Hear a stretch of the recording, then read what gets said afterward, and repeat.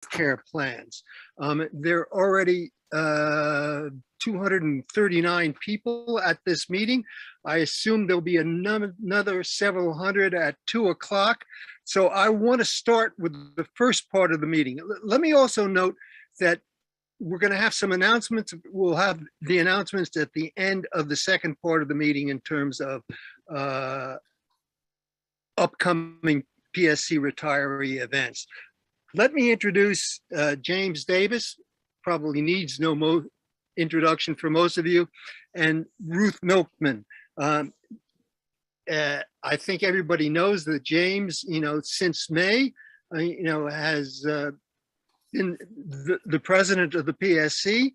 He's the new president of the PSC. Before that, he was chapter chair at Brooklyn College, teaches English at Brooklyn College. The Brooklyn College chapter, over the past decade, under James's leadership, has been one of the most active in the PSC, and I think one of the most creative. And James is somebody who's known for his collaborative work style. It's really been a joy working with him, so far since, I worked with him obviously in the past when he was a chapter chair, but working with him now that he's the president of the PSC. Ruth Milkman, who has spoken to us before several years ago, is a sociologist, a sociology of labor, a distinguished professor of sociology at the CUNY Graduate Center, and the director of research at the CUNY School of Labor and Urban Studies, which I think most of us knew for many years as the Murphy Institute. She's the co-author with Stephanie Luce of the annual State of the Unions report. And Stephanie, I think last year and the year before, spoke to us about that report. I think Ruth the year before that. So we're continuing a tradition for our opening meeting. So James will speak for 10 to 15 minutes on the State of the Union, the PSC, and then Ruth will talk immediately after that on the state of the union movement, and then we'll open it up for questions. So James, you're on. Great, thank you. Can everybody hear me okay? Terrific. It's great to be with you. Thanks for the invitation, Bill, and congratulations. It's incredible to have a chapter meeting where there's 264 participants. This is extraordinary. I want to just begin in case folks haven't, in case we haven't met before, because we've had a couple of enormous retiree meetings on the specific issue of retiree healthcare, where I've had the chance to talk through the Zoom screen with a lot of people. But I just did want to reiterate a couple of the things that Bill mentioned, just by way of if we haven't had a chance to meet before. So I came on as president of PSC along with a new slate of officers, executive council members in late May, having served as the Brooklyn College chapter chair for the past 6 or 7 years. I've been at Brooklyn College since 2003, where I'm an American literature faculty member.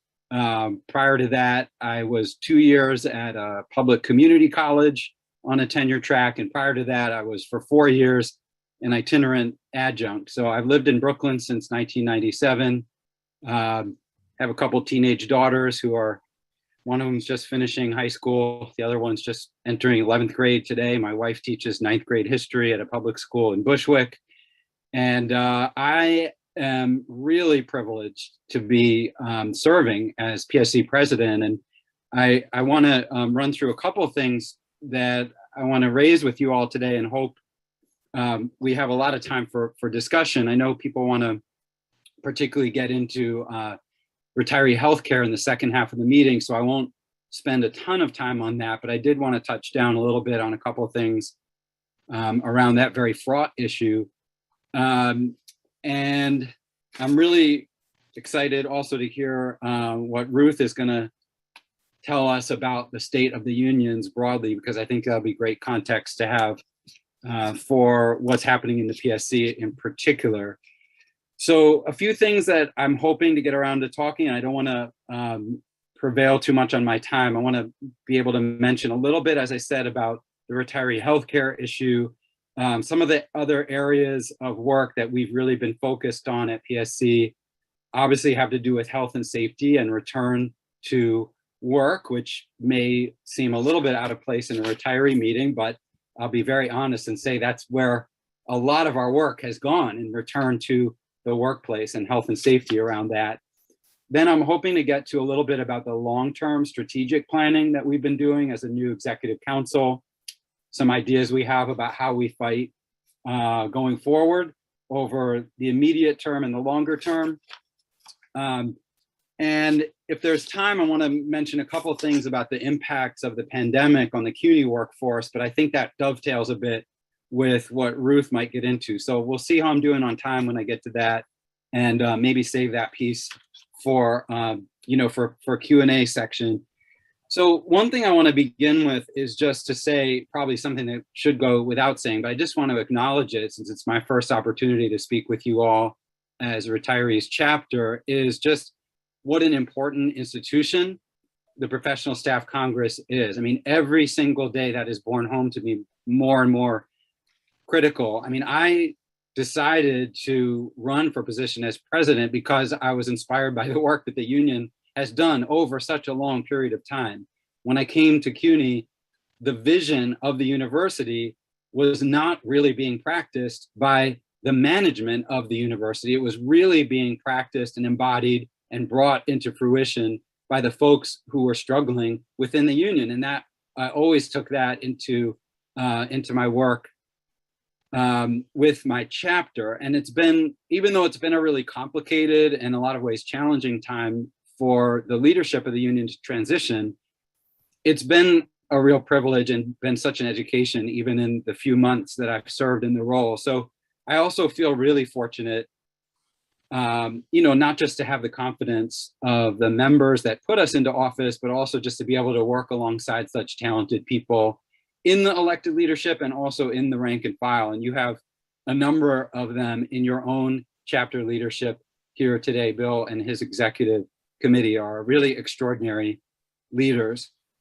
So the main thing I want to convey to you guys in our brief time together here today is that I do feel like the PSC is a very, very strong union right now and is a very mobilized union. And I say that fully aware of enormous challenges and a lot of volatility, in the world around us, inside and really outside the union especially. But I think we are in a position as a union to make really incredible gains in the time ahead on behalf of our members. And I want to talk a little bit about what I think we've done in recent time to protect our members as well. So definitely it's a complicated time to be undertaking a big transition like this in the leadership of the union, but we're really getting a lot of work done.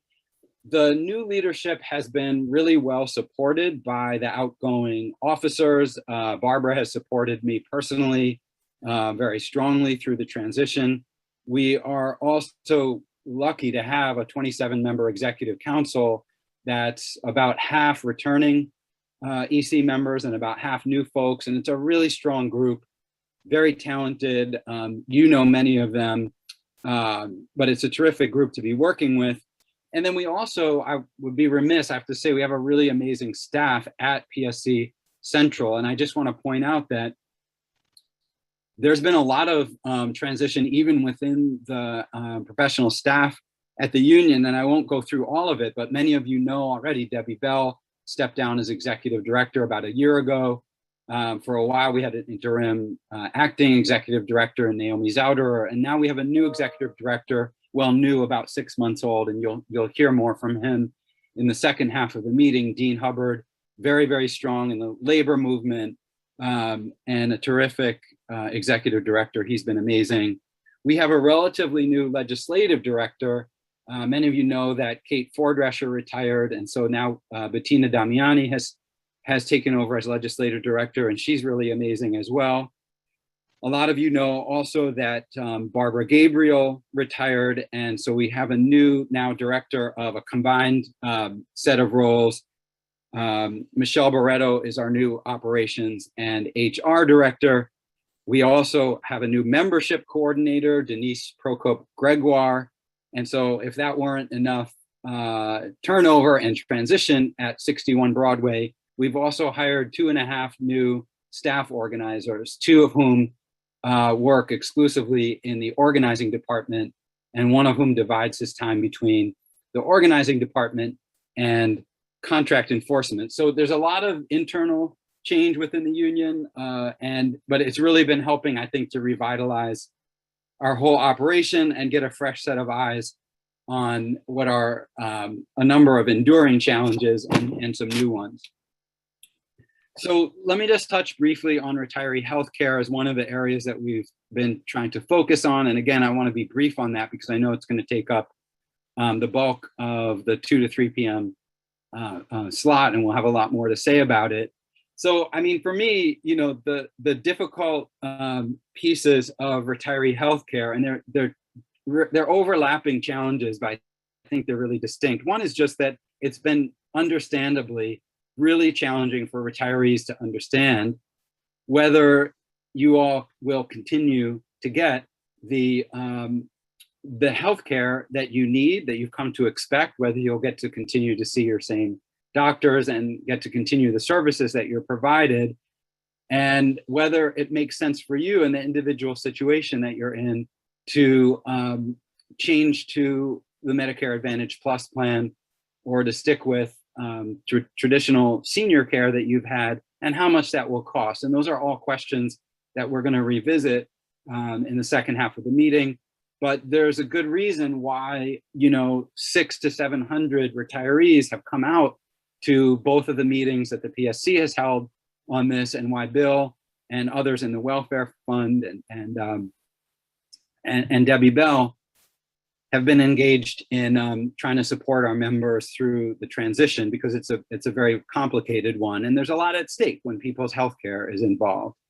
The second piece of it that I feel like has been very difficult and in fact frustrating, you know, from a union leadership point of view, is that the process by which the Municipal Labor Committee negotiated the deal with the city around this really lacked transparency and to some extent accountability. And, you know, Bill and others in the retiree chapter really led the charge on trying to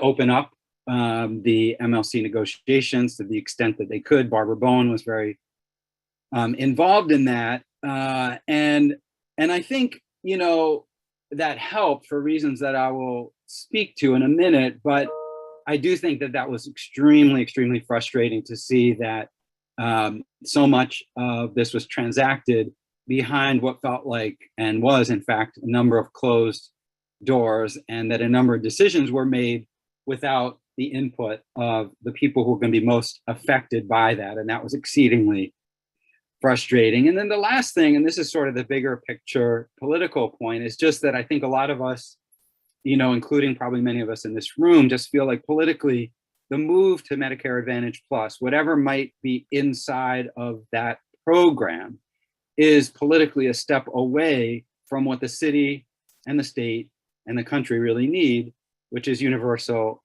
healthcare. And, you know, so to move towards a privatized administration of what had been delivered by the federal government just feels politically like a step in the wrong direction. So if we have the opportunity in the second half of the meeting to talk about strategies to work against that going forward, I hope we'll have a chance to do that. But as I said, I feel like the retiree chapter, and to some extent as well, Barbara and others and in the Municipal Labor Committee, and myself now as a member of that coalition, have helped to make Medicare Advantage Plus better, so that if one does opt into Medicare Advantage Plus, that the services that you're getting and the provisions that you're being provided are actually better. It's a better deal as a result of the pressure and the advocacy that was brought to bear, you know, by folks who were in the streets and making phone calls, and also the struggles that were waged inside the Municipal Labor Committee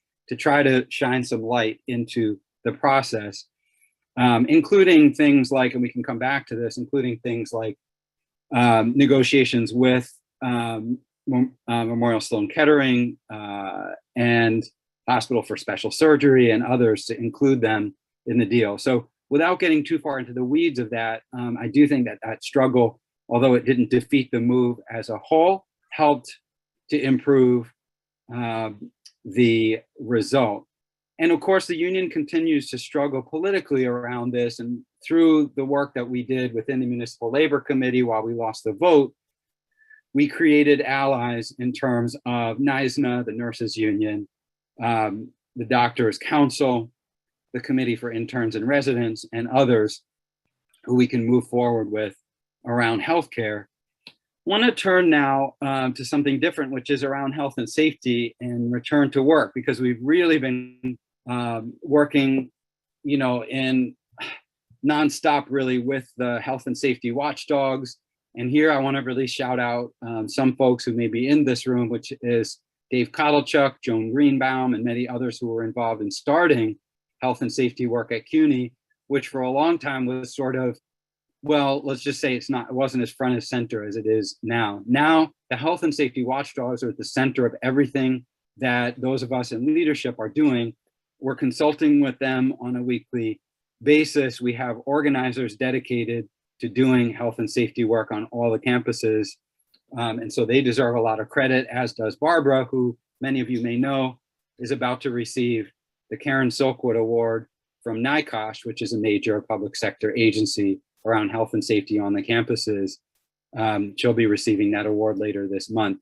So broadly, I think that even though it's been incredibly challenging to deal with CUNY on health and safety and reopening, one of the upsides of this process has been that we have engaged and educated members in a really broad and deep way around issues of health and safety, and in a way that very few unions that I've seen around the city have done. So we have rank and file members now involved in conducting walkthroughs and doing follow-ups with CUNY management, which one does not see in other unions around the city. And we've also been able, as a result of that kind of broad and deep membership engagement, we've also been able to negotiate with CUNY around a number of issues that otherwise I think we wouldn't have been able to have traction around. So I won't enumerate all of them, but I think that the basic premise that the university administration started from back in the spring was to try to bring as many people, including students, but faculty and staff as well, as many people as possible back on to campus. Why? Well, for two reasons. One, they wanted to be part of the grand reopening of the city. And I mean, who doesn't? Who didn't? I mean, I think all of us looked around the city back in May and June, and we just thought, this is great. There's vaccination, the rates of transmission are going down, and it's going to be fantastic. There are people hugging in the streets. Grandchildren are visiting with their grandparents again. And it all trended in the right direction. And I think CUNY looked around and they also said, we've lost a bunch of enrollment in the 2020-21 school year. And the way to drive enrollment back, the way to bring students back into classes, and the way to drive revenue back into this university is to reopen the classrooms. And I think from a pedagogical point of view, a lot of us were on board with that. CUNY wanted to bring at least half, if not more, of their classes in person or hybrid, right? So at least partially in person in the fall semester. And the really challenging thing that we faced over the course of the summer was to ask CUNY to pump the brakes and to see that the Delta variant was coming and they weren't actually prepared in terms of the preparation of their facilities to bring people back at the level that they had planned. And that was really the biggest challenge heading through the summer and into the fall.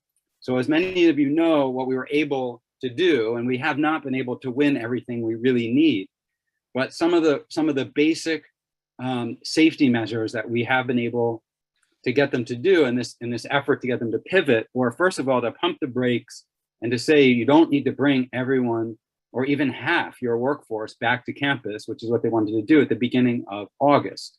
That was a big challenge, just to get them to slow down for a couple of weeks and slow down the reopening.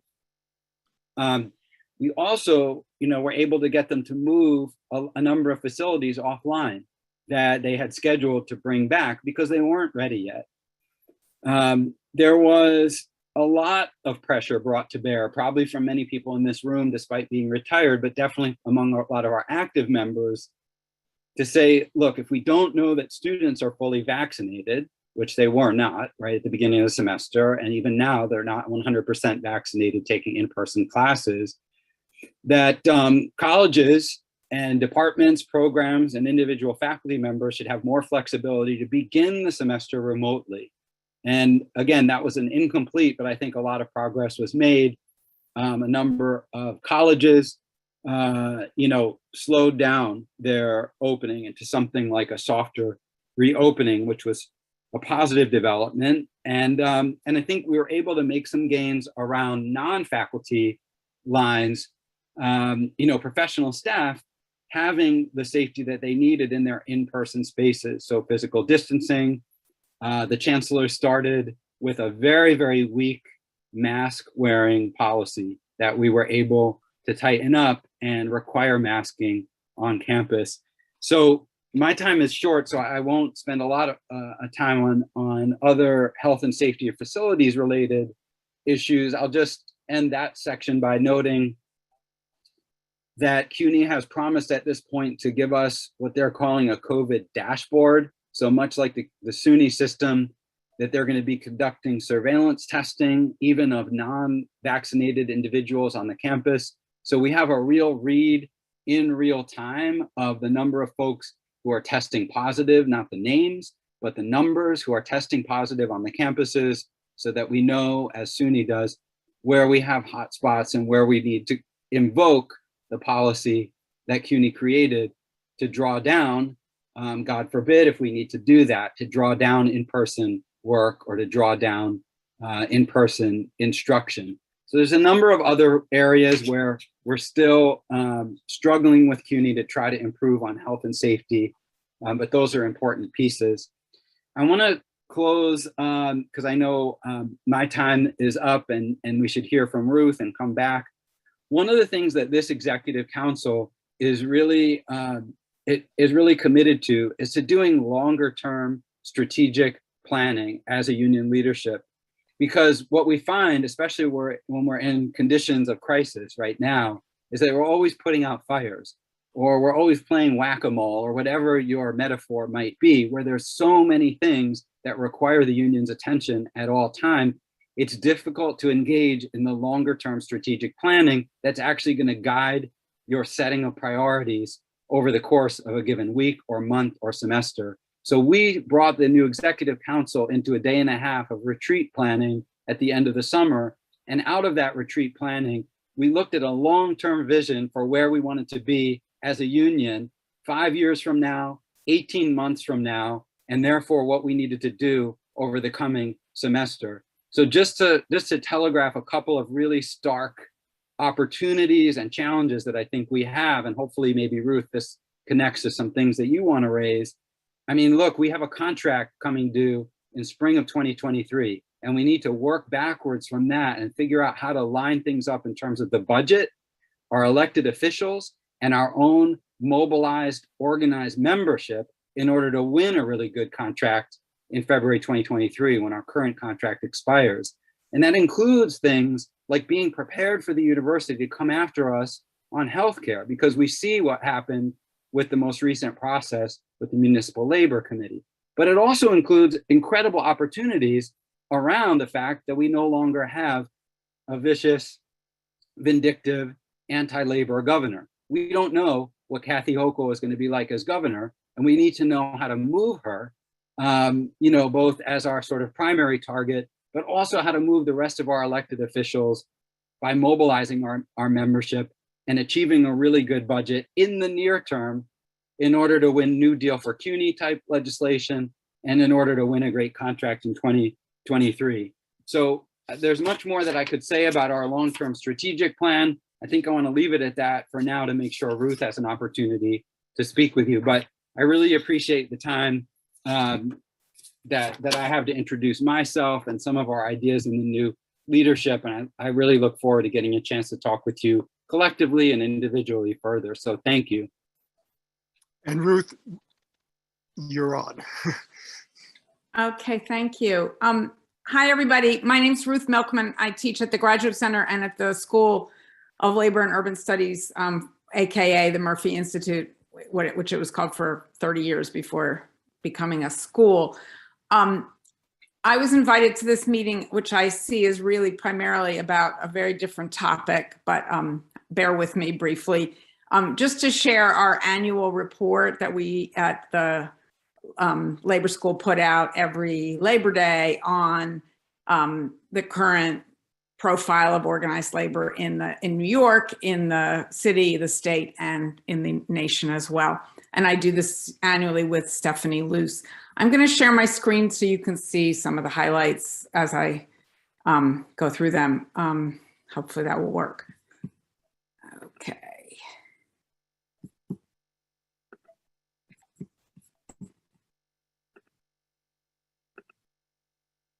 Oh, and so this is a pretty detailed report, and I'm just going to go through some of the most broad strokes. But if you're interested in the whole thing, it is on the Labor School website, and you could also just email me at the email address that you see on the screen if you want to know anything that I don't get to, or if you just have questions of any kind. Okay, so let me start, and I'm just going to speak for about 10 minutes. So first of all, just as a kind of view from 30,000 feet up, there's sort of good news and bad news mixed together in our report.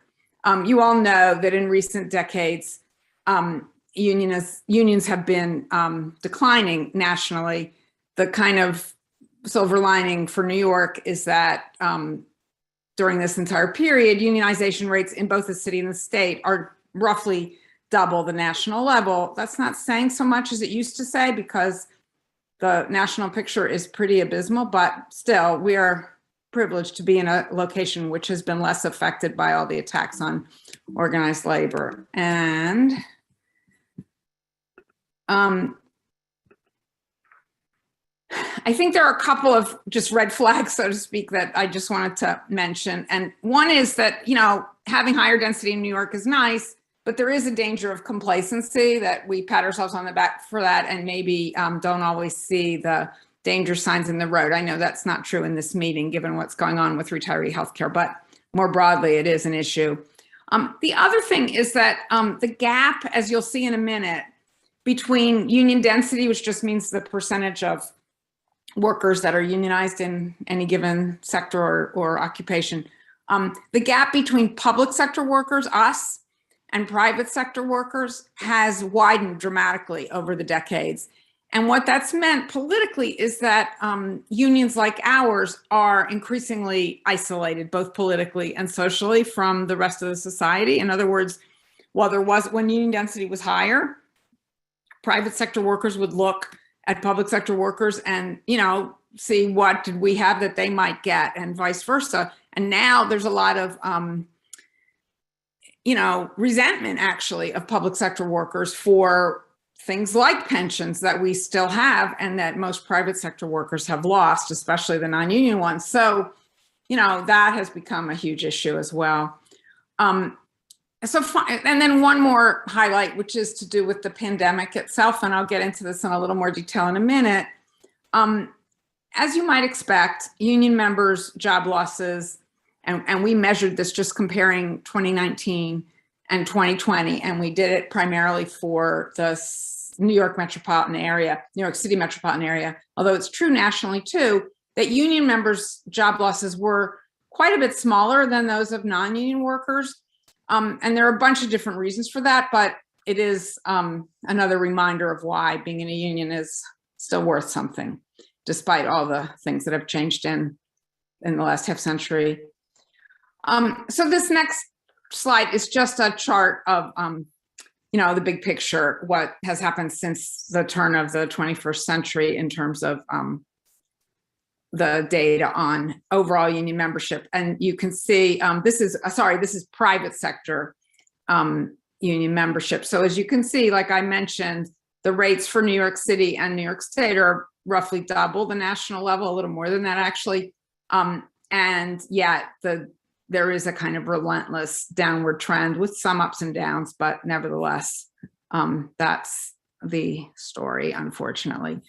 And And here you see the public sector rates, which are way higher, but with the same basic pattern. The difference, though, is that public sector membership has been surprisingly stable, particularly surprising since 2018, when, as you may remember, there was a big expectation that with the Supreme Court decision in the Janus case that there would be some dramatic decline in public sector density. That has not happened, partly because of efforts like that of PSC and other public sector unions to educate their membership about why it's important to remain a member in this new climate legally. Okay, I'm going to switch gears for a minute and just say a little bit about the current demographics of union membership, which might surprise you if this isn't something you pay much attention to. One thing is that, and this is not including retirees, by the way, union members are older than non-union workers on the whole. There's a bunch of reasons for this. The biggest single one is the lack of enough organizing in sectors that employ younger workers, but it's also that because union members are paid better than non-union workers, they're less likely to leave their jobs, and so you get this kind of accumulation up at older ages. Not surprisingly, union members earn more than non-union workers and have more benefits, despite the erosion that we're facing now. Another thing that is a departure from the situation half a century ago, and this is true nationally as well as here in New York, union members are actually more educated than non-union workers. Currently, as we show in detail in the report, workers with some college as opposed to a high school degree or a four-year degree or beyond, of all those groups, those with some college, usually that means 2 years of college, have the highest unionization rate of any group. That it used to be that the least educated workers were the most likely to be unionized, but that is not the case. Another thing that's changed is that there used to be a big gender gap between men and women in terms of union membership, with it being much more likely for male workers to be unionized. That has narrowed and actually been reversed in some jurisdictions, including New York City, where women are currently more unionized than men. All this has to do with the changes that you saw at the beginning of this PowerPoint with the relative size of public and private sector unionization. Because women and college-educated workers are more likely to be employed in the public sector. That is, the public sector is much more heavily female and also more includes many more college-educated workers, for example, teachers, than the private sector. That's what's basically generated these changes in demographics. So it isn't that, college-educated workers are flocking to join unions or that women are, but more that those groups are more likely to be employed in unionized jobs. And the same thing is true in regard to race. So the unionization rate of African Americans has long been the highest of any major racial and ethnic group, and this is true in any geography that you pick in the United States. And here in New York, over a third of African American workers are unionized. Again, that's partly because they are overrepresented in public sector employment. And I'm going to race through this because I can see already I've got more to say than my time allows. So, but you can look at the full report for the details. Another interesting fact, immigrants in New York City are almost as unionized as US-born workers. It's basically the same unionization rate. And naturalized immigrants, that is, which is basically people who are born elsewhere but have been in the United States for a long time, have a higher unionization rate than the US born. So that's an area I'm especially interested in, but it may be surprising to some of you. I'm going to skip this next one because of time. So let me just say a little bit about what we found in each year in these reports. We do a sort of spotlight on a special topic, and this year it was employment losses. In the period when the pandemic was most intense here in New York, which of course was in 2020.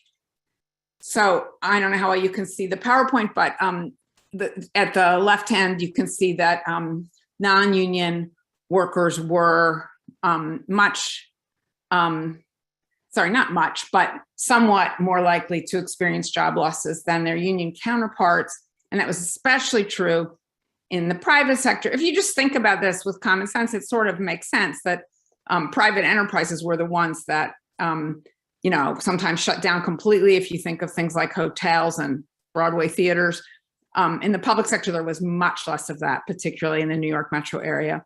And as a result, as I mentioned, women being more concentrated in the public sector, their losses, if they were unionized, women's losses of jobs were much less than men's. And this is sort of an interesting contrast to the big picture. You've probably heard in the news reports that unlike most economic downturns, where men are actually more likely to experience job loss, since things like construction and manufacturing are the most likely to fall apart in a major recession. In the case of the pandemic, it was, some people call it a she-cession. Women were actually more impacted, partly because of issues of childcare and so on, but also because of the patterns of job losses. In the unionized part of the labor market, that was not the case here in New York, as you can see. So I won't belabor this, but you can see the pattern pretty clearly in the graph. And I just want to share one other thing that we found, which has to do with parents. We were very surprised by this because we thought, regardless of where they worked and so on, that women workers would be particularly affected by job losses due to childcare. It's not necessarily even job losses, but leaving the labor force. And indeed, for non-union workers, that was true. You can see that 16% decline in jobs for women with children at home, that children under 18 is the way the government collects the data. And it was also true for, interestingly, male union members with kids. But look how low the rate was for women union members with children. That may simply reflect the fact that of that population, women union members in the New York City metropolitan area who had kids under 18, half of them are employed in education, not necessarily teachers, but in some job in education. And as we know, those people were able to work remotely. And even if they did have challenges of childcare or school closings, often they managed to hold on to their jobs while juggling those other care work duties. So I'm just going to stop there given the lack of time, but I'm happy to respond to questions, as I'm sure James is. And I encourage you, if you're interested in this stuff, to have a look at the full report. Thanks.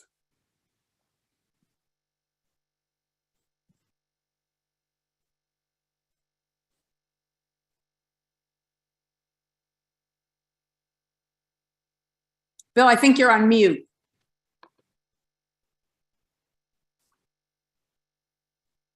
Yes, I was on mute. So let me thank you a second time, but this time not on mute. Thank you, Ruth. Thank you, James. I apologize that we had to compress into 1 hour what was originally planned before this healthcare crisis to be a 2-hour chapter meeting on State of the Union and State of the Unions. So if people have questions about Medicare and Medicare Advantage, wait till after 2 o'clock. But if you have questions for James, if you have questions for Ruth, and what I think we'll do is we'll call on 3 people at a time, and then Ruth and James can respond. If you have the latest version of Zoom, it should say reactions on the bottom. If you click reactions, you'll see a number of symbols, and at the very bottom, raise hand. That's what I want you to do if you have a question. Don't raise your thumb, which sometimes people get confused with the raised hand. So I see 2 hands up, Joel Berger and Renata Breidenthal. So Joel, you're on first. And Jim Perlstein will be the third. Okay, I am unmuted. You're unmuted. Okay, first of all, a question for James. And I want to thank, I don't see him on the screen, but I want to thank him certainly for all his efforts, especially on this retiree Medicare Advantage. We really do appreciate it, all of his efforts. And I, as a person who has given some service to the PSC, can imagine how much time-consuming and ever-encompassing the presidency of the PSC must be to him and to his family. So I really appreciate that. And I also appreciate the statement that James and the other principal officers made in the Clarion, in the August Clarion, on the June 10th resolution in support of the Palestinian people, where he states that the issue of whether the DA should take a position at all, or what position they should take, should be preceded by conversations among the membership. So my question to Jim is this: will you, as president of the PSC and presiding at the next DA, will you actively encourage a motion to reconsider that motion of June 10th and to lay it on the table until the conversations among the members in the chapters have been concluded and the results reported back to the DA? Okay. Renata?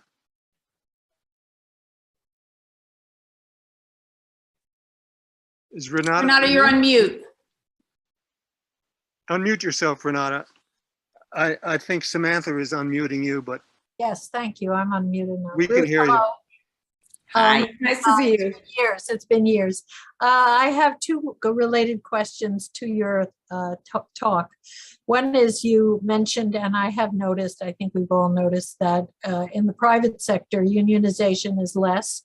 You did mention that often workers there are resentful of what we have retained or have managed to get, and I've noticed that too. So my first question is, why do you think that is the case rather than stronger attempts themselves to unionize? The second question is related and more optimistic. On some of the lists that I'm on, I noticed that there is currently increasing union activity. And do you find that promising? And to what do you attribute it? Thank you, Renata. Jim Pearlstein?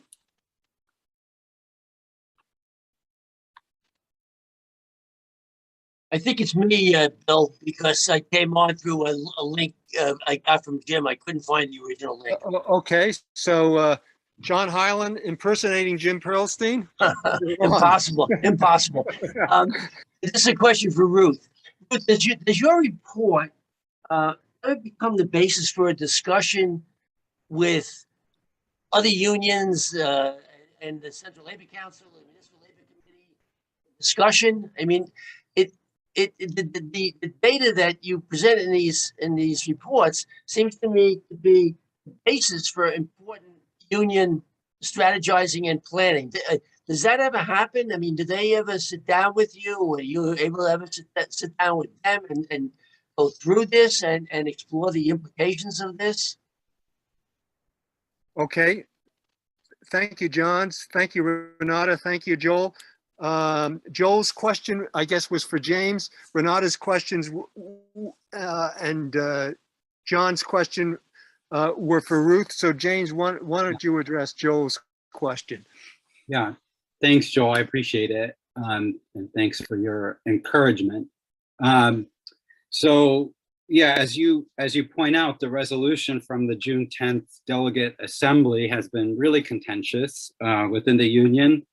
As many people know, the central leadership has been hearing regularly with opinions mainly critical about the passage of the resolution, and the officer's statement in the Clarion that Joel cited was our attempt to wrap our heads around and convey our sense as officers about why we voted against the resolution as it was amended from the floor. A number of folks who have contacted the PSC about intending to resign as a result have been persuaded to stay in the union and to use their voice and their vote within the union to to express their opinions not only about this issue, but also about a number of the process issues that it raises. Because I think for me and for the other officers as well,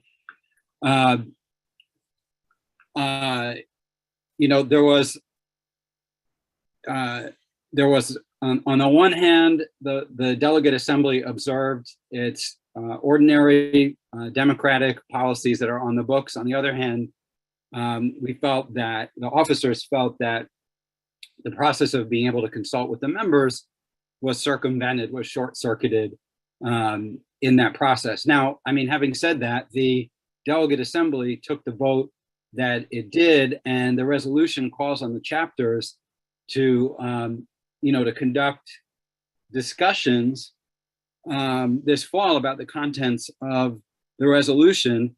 If, a lot of discussion has taken place since June 10th, and it wouldn't shock me at all if there were a motion to rescind the resolution or a motion to reconsider the resolution coming forward at the next delegate assembly. I personally am not going to make that motion. I'm not going to commit to making the motion to reconsider that resolution at the delegate assembly, in part because I really trust that our chapters, if they want to undertake the discussions that the resolution indicates, that they'll do that in the manner that they want, and they'll have those in a constructive way. We've provided support to the chapter chairs. I think Bill can share that with you. We provided support from the Executive Council to facilitate those conversations. There's nothing in the resolution that mandates that those conversations occur. The resolution states that those discussions shall be facilitated. And I have every confidence in our members and in our chapter chairs and executive committees to conduct those conversations constructively if they choose to do that. I'm really hopeful that we can get back to the business of the union that really unites us and that strengthens us at the end of the day. So I think that's all I want to say in response to Joel's good question. Thanks, Joel. Bill, you're on mute again, but I think maybe you're asking me to answer the other questions, or? Well, yeah, I was on. Yes, I have to learn how to get off mute. Yeah, it's confusing. Although maybe people are very happy that I'm on mute. But let me just note that the chapter is committed to having that discussion. Originally, we had scheduled it for next Monday, but given people's understandable obsession with the Medicare Advantage issues, we decided to push it back to October, but we will have that discussion. And yes, Ruth, you're right. The second thing I was going to say is, can you address Renata's and John's questions? Sure, I'll try to do that briefly. First, Renata's first question was about the problem of what one author who was writing about Wisconsin calls the politics of resentment. I'm not sure I have any particularly profound insight into that, but I think it's largely a matter of numbers and also lack of confidence in the ability of organized labor to win back some of the things that have been lost in recent years, particularly in the private sector. So, pensions is the very best example. I know that, we all know this, that what's happened in the private sector in the non-union part of it, which is, I remind you, 90% of it and more, depending on which part of the country you're talking about, employers have unilaterally eliminated defined benefit pensions. And if workers have anything, it's usually a defined contribution 401k type plan, which not everybody even can afford to participate in. So that's been an incredible disaster for working people as they begin to face retirement. And first of all, if you're already in that age group, the prospect of that changing is virtually zero. So yes, there is resentment that people's tax dollars are being, used to pay you and me for during our retirement. And, the only way to turn that around is to reinvigorate the labor movement in the private sector and win some of these things back. But understandably, people see that as a pretty remote prospect. So beyond that, I'm not sure I have that much to say about it. But yes, it's also true, on a more hopeful note, what Renata said, that we are seeing a lot of new organizing initiatives, particularly among young college-educated workers. And here I'm referring to online journalists and actually, traditional journalists too. You probably all noticed that the New Yorker staff, for example, recently unionized. there's just been a ton of that. The numbers do not add up to much, so they don't really make a dent in those statistics I was sharing with you in terms of the overall rates of unionization in the country, but that is happening. And it's also happening in our industry, quote unquote, that is among adjuncts and teaching assistants around the country. I know adjuncts are already part of the PSC, but in many universities, they are not unionized, but that's changing very rapidly. Again, the numbers aren't big enough to make a big dent in the overall picture, but it's a very hopeful thing. I personally see that as part of a political shift in the younger generation, again, particularly among college educated workers. And, you know, we're a few days away from the 10th anniversary of Occupy Wall Street, which for me marked the kind of coming out party for that younger generation politically, who, as you all know, have, there's a big chunk of them who are extremely critical of the status quo and of capitalism in particular.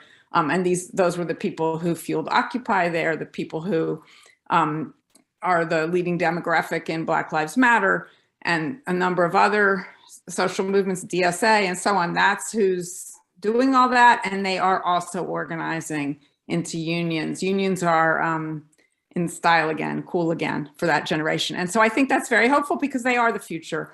But again, I would just caution that the numbers are very modest so far in terms of, you know, what that adds up to. And then as to the other question about the Central Labor Council from John, I can't say we've had extensive discussions of the kind you're talking about. We've had a few very non-extensive ones, I guess I could say. They do get these reports, how much attention they pay to it, I can't really say. There was a guy who was on the staff of the Central Labor Council for a few years, Alex Gleason, some of you may know him, who was extremely interested and engaged in all this. And he, in fact, encouraged us to, you know, do a few other pieces of research, which we did, but then he left, and I haven't seen that level of engagement since then. It was just like 6 months ago that he left. I think that they're busy putting out fires and unfortunately don't have a lot of free time to, you know, look at the big picture, which is unfortunate, but that's kind of the way it is. But they are at least aware of, you know, the fact that we do this stuff every year and know that the data are there if they are interested. So unfortunately, that's about all I can say about that. Thanks. Thank you. Yeah, we have, I guess, time for one more question because we are going to start right on the dot at 2 with the second half of the program. Jane Mushabak, you have your hand up. You want to unmute yourself? Hi, thank you very much for this whole meeting and for your report. Ruth, this is a question for you, but also responding to something that James said. It was wonderful to hear James's introduction of himself. Thank you very much for that as well. So my question is whether within these somewhat positive numbers about unionization in New York City, has the MLC action of voting overwhelmingly, or caving is the way I would put it, to the issue of Medicare Advantage. What was it? 98-4 that voted in favor of Medicare Advantage. That seems quite shocking. And my question is, and I'll just say another sentence about it, is there a demoralization in the unionized sector that was reflected in that 98-4 vote in favor of Medicare Advantage? I just was on a picket line about 2 months ago with the workers at a facility, and it was a picket line organized, I don't want to name the union, but it has important, very large numbers of union members that have their jobs. And the union seemed to be going through the motion of having a picket line instead of actively seeking press there. We were told the press would be there, but they hadn't really been contacted. The press would have shown up at this picket line. So my question is, are we seeing this caving to the austerity that Bill always so effectively pinpoints, instead of actively working towards making this a viable city again. And is that what we saw in that 98-4 vote, if I have the numbers right? Thank you. I think it was 98-5. Hey, there you go. Pretty Us, bad. 3 of the healthcare unions, and correct me if I'm wrong, James, a strange ally, the Sergeants Benevolent Association. But I assume that question is for James, right? Oh, well, it was more. Or you were asking me? No, for Ruth or for James. No, I think for Ruth, because she's talking about the state of the unions, and it seemed terrible based on this picket line that was terrific and was sort of not really supported by the union as far as I could see. And that was very depressing. So that's, yes, if you want to address that. So I'm going to defer to James, but my understanding is that this was some kind of trade-off for something else that the Municipal Labor Council got in exchange for active members or something, but I really don't know the details. So I think James should answer. Okay, thank you. Well, Jane, I love the fact that you were exercising through most of the meeting. That's pretty awesome. Thanks for stepping off your bike to ask the question. I appreciate the good question. Thank you. When you see the, when you see those big numbers, the numbers of labor unions that voted in support of Medicare Advantage, I mean, one thing to keep in mind here is that a lot of those, certainly not all of them, but a ton of those are locals of like DC 37, for instance. So if DC 37 is going to go out and go in favor of the shift to Medicare Advantage, that's a huge number of those locals, right? So you had 2 huge unions, DC 37 and UFT, all in to make this deal happen. But I think the political question is the important one, and I'll wrap up because I think we're approaching time. I'll be very brief. One is, I mean, apathy, I'm not sure is the right answer, but there is a transactionalism. There's a transactional nature to the way that labor unions do business now that I think you're right to identify and say, this is what we need to fight against. So, it's interesting that you pointed out the idea of the picket line, because what could be less transactional in our traditional understanding than taking it to the streets, being confrontational, doing a direct action. And so even if something like a picket line could be vitiated of its actual labor energy, I think that's an interesting illustration, Jane, that you're pointing to. On the specific issue, though, of health insurance, I think it's important, and Bill and others in the retiree chapter have consistently brought this out, to point out the kind of poverty in people's understanding what a labor union could be or do if the proposition is folks who are represented by my labor union should get to keep healthcare, and other people shouldn't have access to good, high quality healthcare, because it's one of the few things that we, right, in unions can be sure we can provide our members. And that's a kind of circumscribed, unfortunately, understanding of what labor union could be or do, but they're locked in. A lot of them are locked into that position to say, well, what will we have to bargain over, right? If we just if we fight for universal healthcare for all New Yorkers, right? Can we really deliver on the other things that our union members expect of us? So healthcare is, unfortunately, this thing you would think that labor unions would be out there fighting to expand and democratize access to healthcare, but in a narrower, self-interested sense, it's like one of the things that they've locked down, right, as their purview. And so it's something that we definitely need to fight against within the MLC and beyond. And hopefully that comes up in the second part of this meeting. Thank you for asking the question, Jane. Thank you. Yes, and thank you, James, and thank you, Ruth. I wish we had more time, but I think you understand, why people are obsessed with another issue and a decision that they have to make between September 15th and October 31st. Sure. So Jane's question, I think, gives us a segue, not that we needed a segue to the second part of the meeting. And the second part of the meeting, and I assume, James, you're going to stick around for part of this, but important people from the PSC staff are here, and I'll introduce them in a moment. Let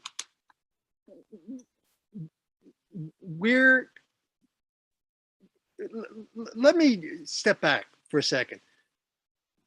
I just want to say that for this information session on Medicare Advantage, traditional Medicare, we do not have representatives, and this choice, was made by us from the alliance here, the group that's sponsoring this Medicare Advantage plan, or from the OOR, the Office of Labor Relations of the City of New York.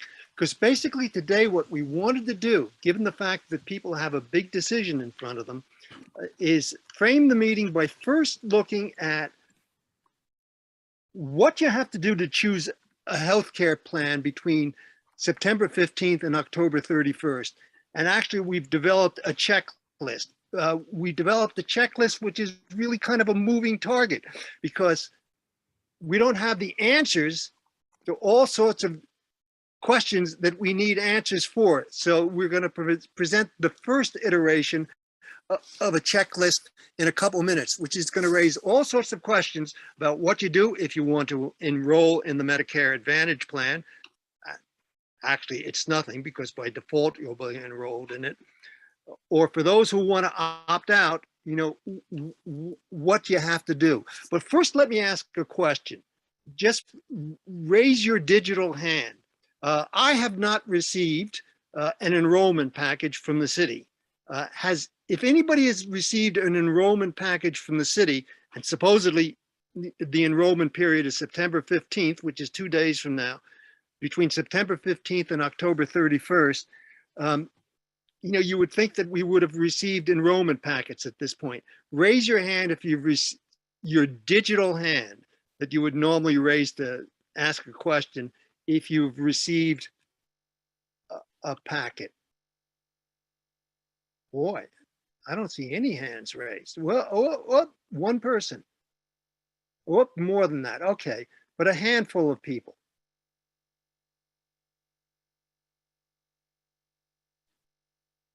Interesting. I was told earlier this morning that the Office of Labor Relations started mailing these packets out, I think a week ago, 30,000 packets being mailed out every day.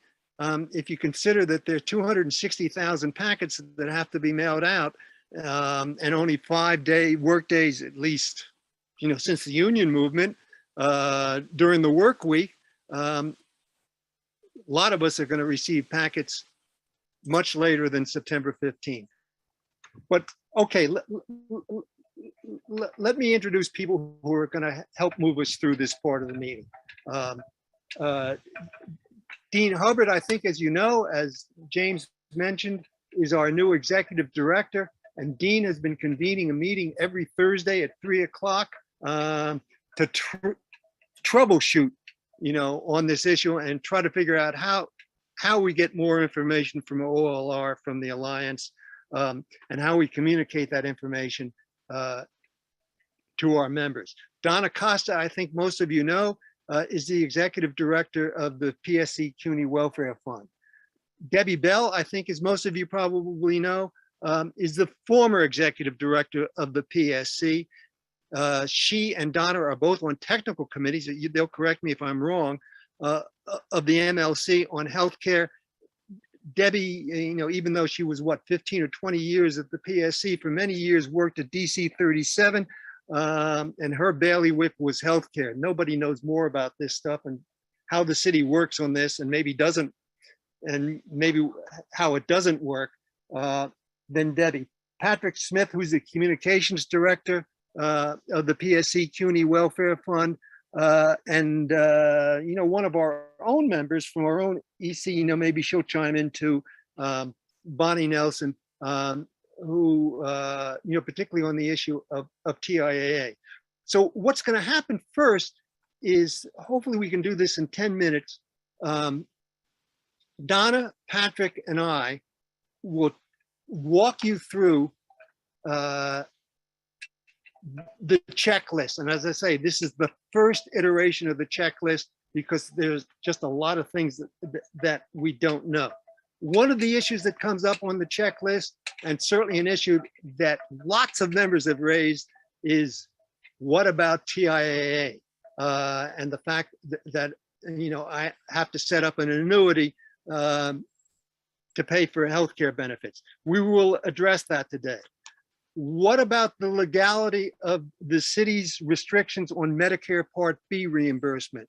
The city claiming that you will only get Medicare Part B reimbursement if you either sign up for the Medicare Advantage plan or opt out and continue on one of the city plans. We're also working, and we'll deal with this a little later in the meeting, to get answers to questions that you raised in the chat from the August 30th information meeting.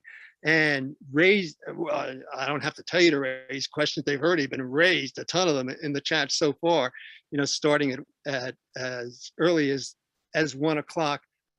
What we've done, and in fact, Debbie Bell did this, is she broke down all the questions in the chat from August 30th into, three categories. One, the category that could be answered by the welfare fund, one that could be answered by the Alliance, and then more general questions that we had to take up. We will do the same, with the questions that are in the chat today, because we're clearly not going to get to all of them between now and 3 or 3:30. And of course, we're going to open it up for questions, not on the chat, but face to face. So Samantha, I'm going to ask you to do, Samantha Cherry is staffing this meeting for us, running the technical stuff behind the scenes. Can you put up on a shared screen the checklist?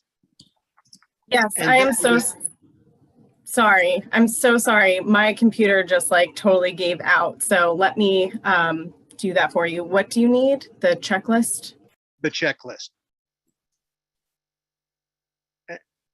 And then Samantha, assuming that your computer doesn't give out, if you could also add to the chat periodically the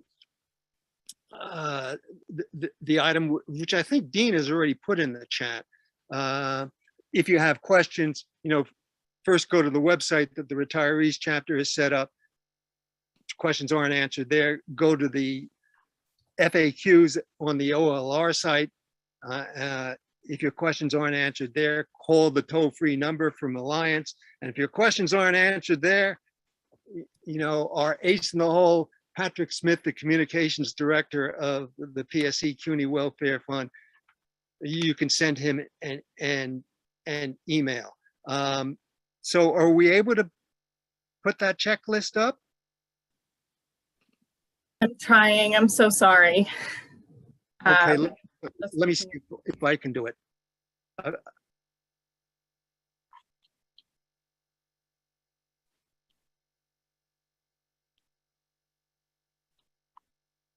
You just bear with me for a minute and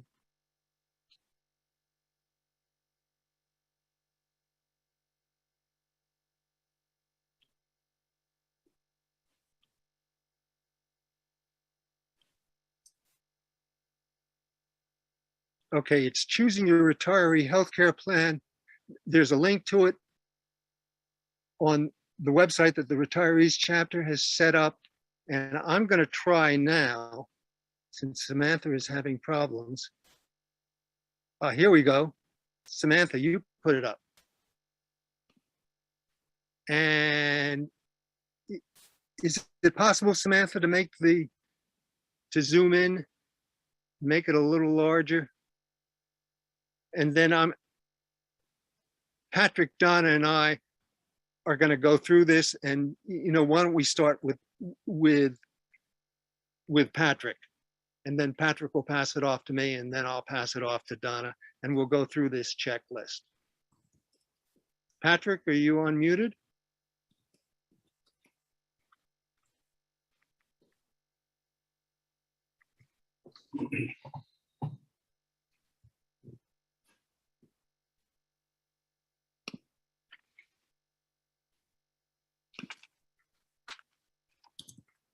Okay, I'll start. Okay, here we go. Here we go. Donna's trying to get in. Send her the link again. She's not been able to get in. Okay, But I'll kick this off. So I'm just going to basically read along, and if you'll scroll down as we go. So as Bill said, this is the first iteration of the checklist. Someone just wrote into the chat, please email this to everybody. You bet your boots we're going to email it to everybody, but we want to have more complete information. So we're not going to mail it out until we've got it got as much useful information as possible. So what it will be, though, when it comes in the mail, the front side is going to be specifically these FAQs. And this, we're right now only talking about folks who are in senior care. The only people that are able to opt out now are the folks who are in senior care. If you're not in senior care, you can't do anything until the beginning of October. And that's a bit of information that we would add to this.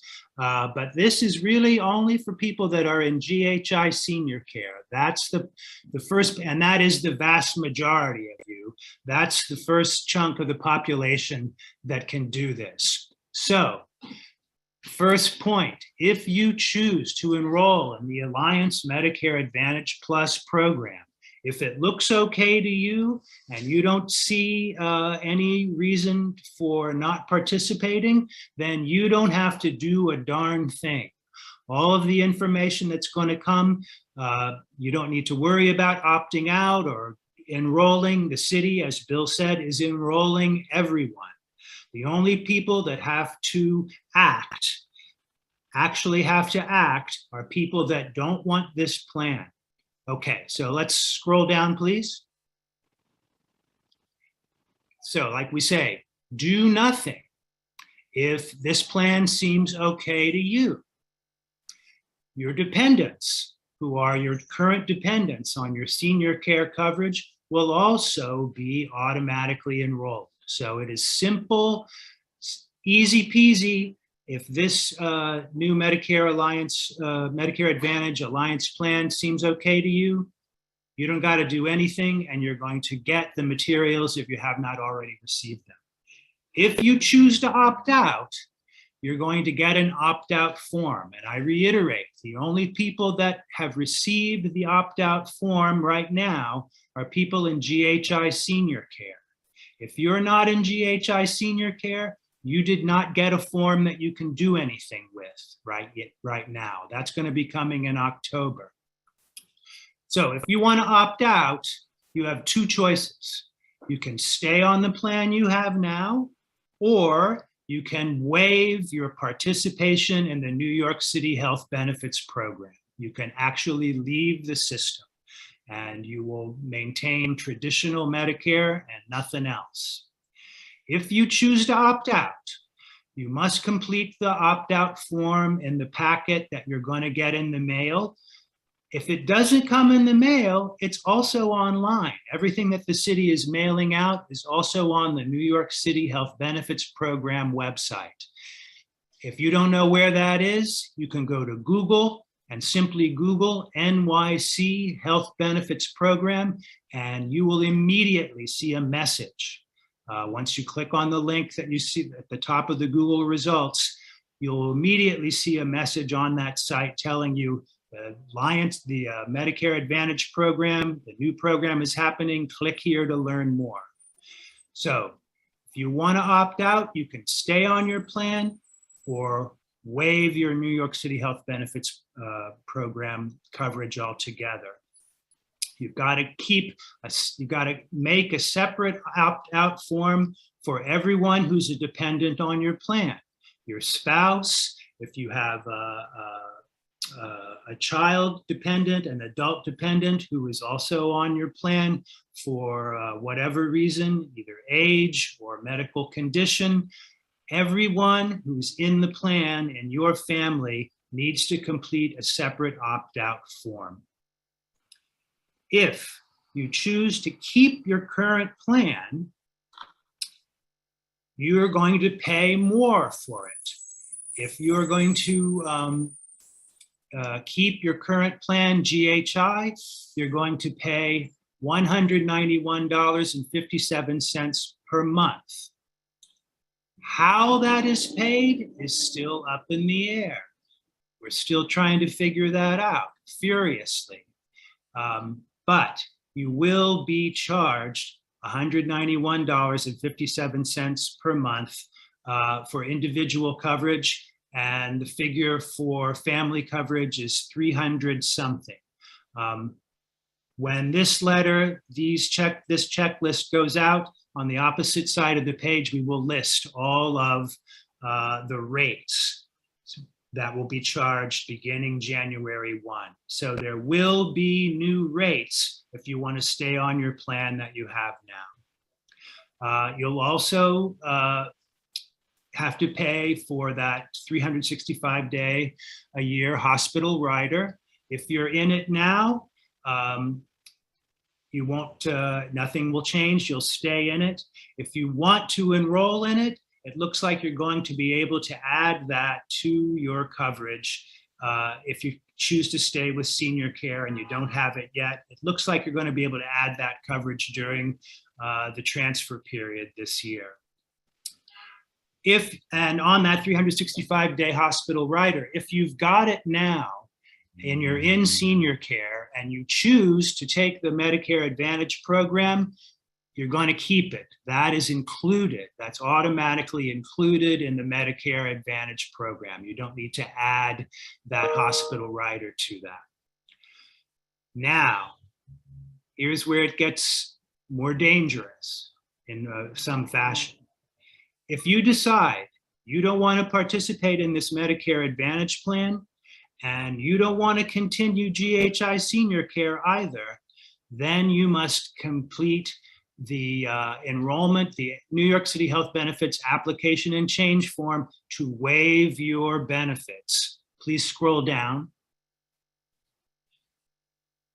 And you can certainly do that, but be advised you will no longer get reimbursement for your Medicare Part B premiums or the income-related monthly adjustment amount reimbursement from the City of New York if you waive your city coverage. That is the fact. That is how Okay, it Pat. is. Yeah. Pat, I'm on. I can step in and give you a little bit of a great, break here. great. All right, so let me just go back and just give a little bit of a brief backup a little bit to the, because we did have a little bit more information. It does look like, I know that everybody from TIAA, TRS, it does look like you can continue to have, anybody who does have TRS can continue to be getting the deductions. If you do decide to stay in with the GHI senior care, you can continue to have deductions made from your TRS pension payments. It does look like at this moment, it's not definite, but it does look like with the PSC, they have been speaking with OLR, and we have been having weekly talks. It does look like they will also be able to do direct bills for TIAA. We will be able to get a much more definitive statement from them, but it does look like we'll be able to continue to do that for anybody who wishes to do direct, to continue to have your GHI senior care coverage, that they will be able to do it through direct bill through OLR. So those two pieces you will be able to do. And again, as Pat said, you will be able to have your 365 coverage for the hospital care, the rider, and include that. If you do not have that, you will be able to add that on for the transfer period that will be in November, but it will not be effective until January 1. Anyone else who has different healthcare retiree coverage, the Aetnas, the Cignas, the HIP VIPs, those will come, you'll have a different opt-out form. The opt-out form that you will be getting now in the mailings will really just be now for anybody who has the GHI senior care coverage, because that really is the most prevalent. I believe that it's probably over 80% of our retirees are actually in the GHI senior care coverage. So that will be the one that should be coming out now.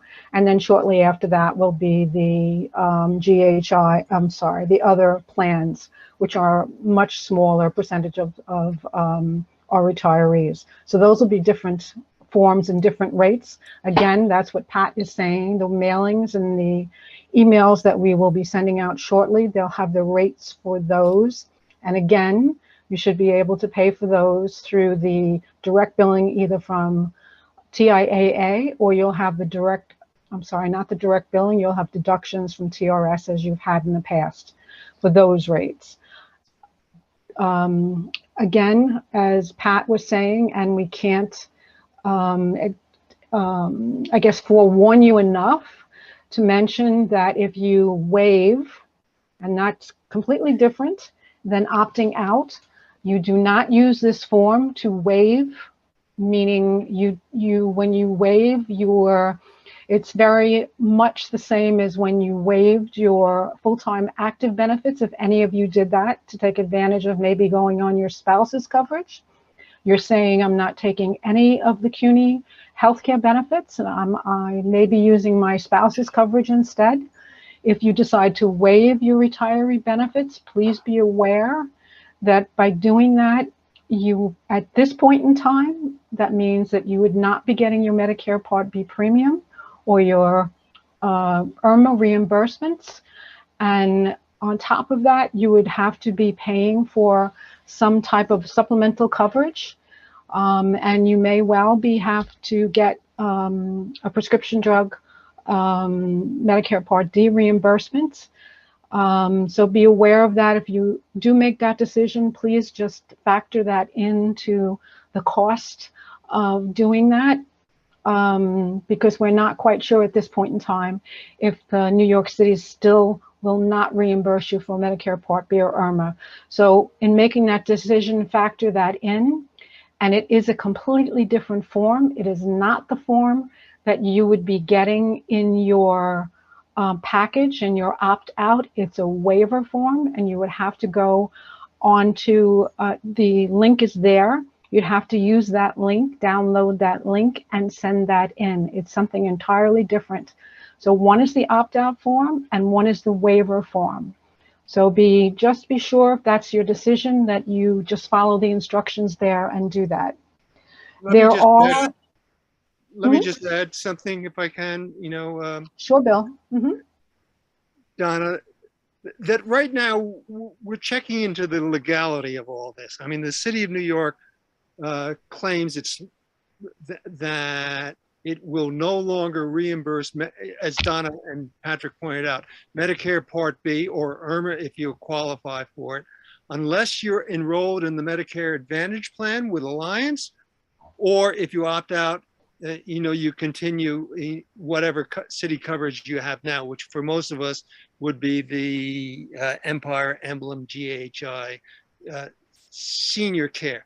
There's also, and correct me if I'm wrong, Donna or Patrick or Debbie, there's also the possibility that you might lose your welfare fund benefits. Because this is something that the city would stipulate. We're not sure about that. So right now there's a certain, grossly unfair, but there's a certain danger, as Patrick and Donna have warned you, if you completely opt out of, any city plan, that is, if you don't sign up for the Medicare Advantage, or if you opt out and you don't continue the city plan that you're presently on. Dean Hubbard will speak about this in a moment too, and Dean Hubbard will also speak more about the TIAA issue, which is rather complicated, but that's where we stand now. And let me just emphasize one other thing. Let me emphasize two other things.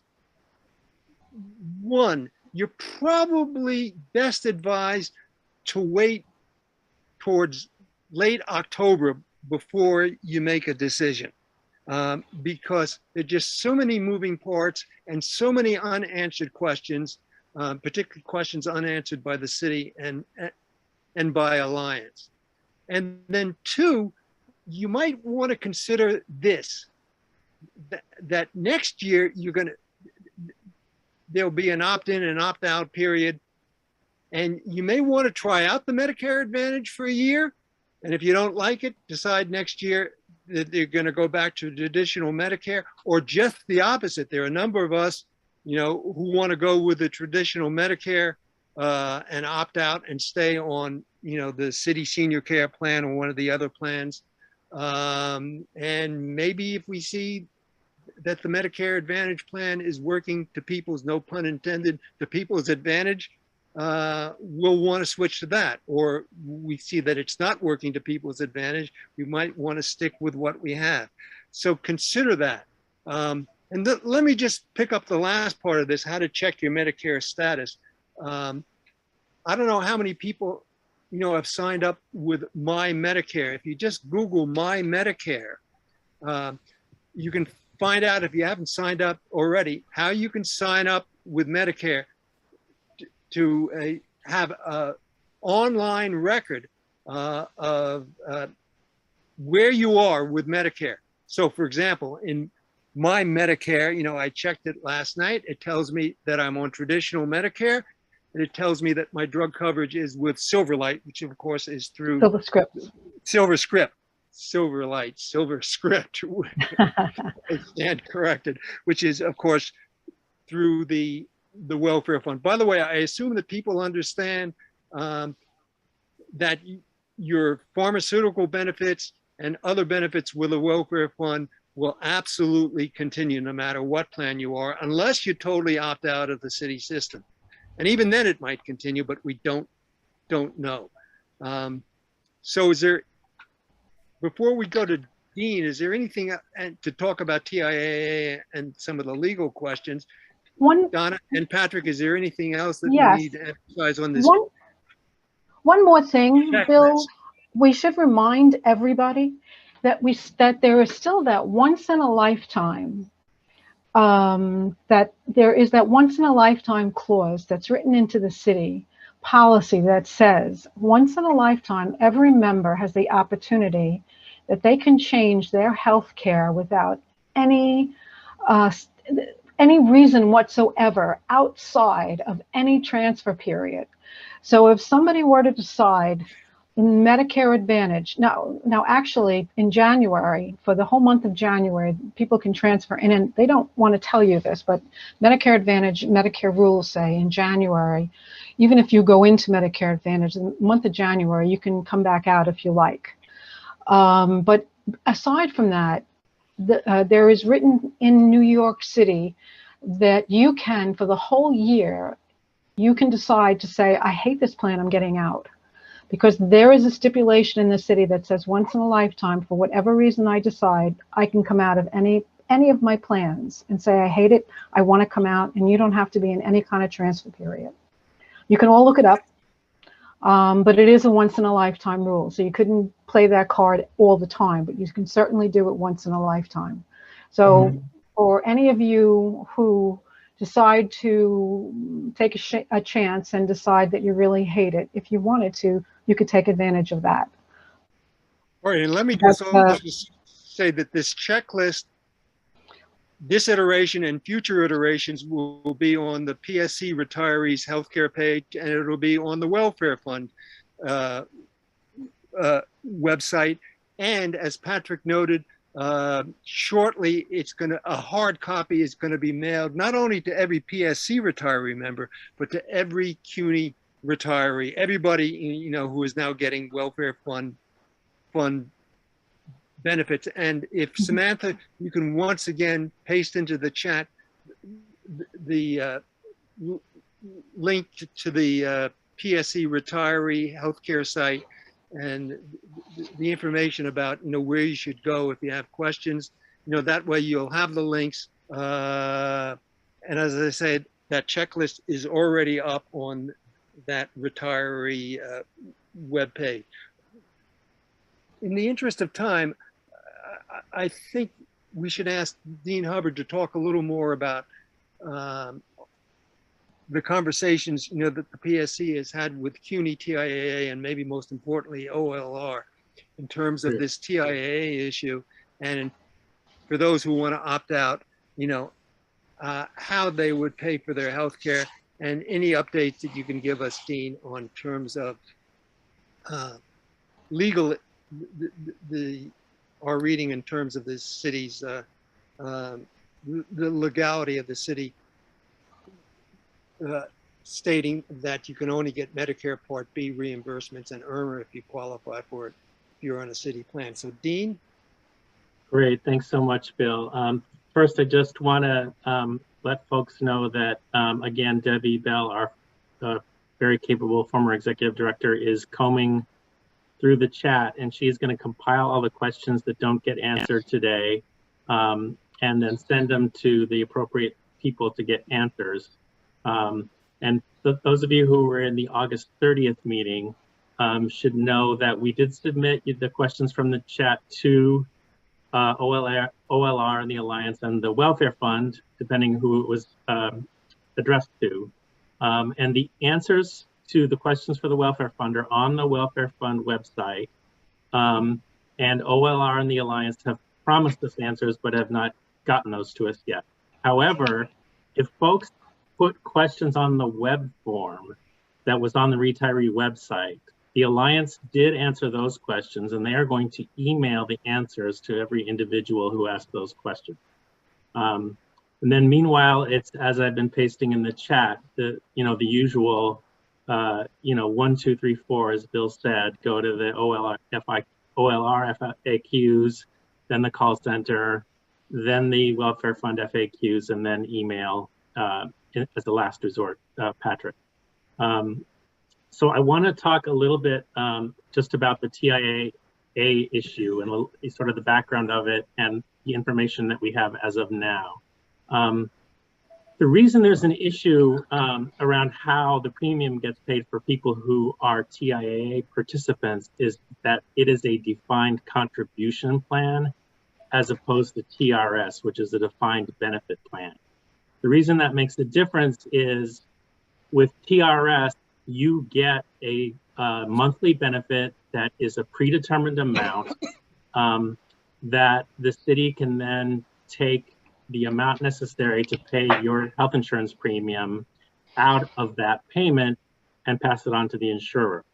To actually, in order to be eligible to participate in the city's retiree health insurance, you have to be a participant in a city retirement plan. And so the way that that was set up to work for people who are in TIAA is that CUNY essentially by board resolution set it up so that every TIAA participant has a mandatory $50,000 reserve fund from your TIAA benefits. And then a $10,000 of that is set up as an annuity that's used to pay for any health insurance premium that you have. So the big concern that we had when we found out that the MLC had voted to make this transition was well, how are folks in TIAA who might want to opt out going to pay for their premiums? And so we have spoken with CUNY and with OLR. And OLR assures us that they have a system in place for TIAA recipients to be direct billed if you exhaust the funds available to pay for health insurance from your annuity. The reason that might be an issue for people who decide to opt out is that your premium essentially might be more than what the annuity will pay for. If that happens, if your annuity gets exhausted, again, OLR has assured us that they will make sure that you are direct billed for that premium. And they have assured us that for folks who, for whatever reason, have problem paying their bills, they will work with you to make sure that you get reinstated to your health insurance coverage. The other thing that I wanted to clarify for you is that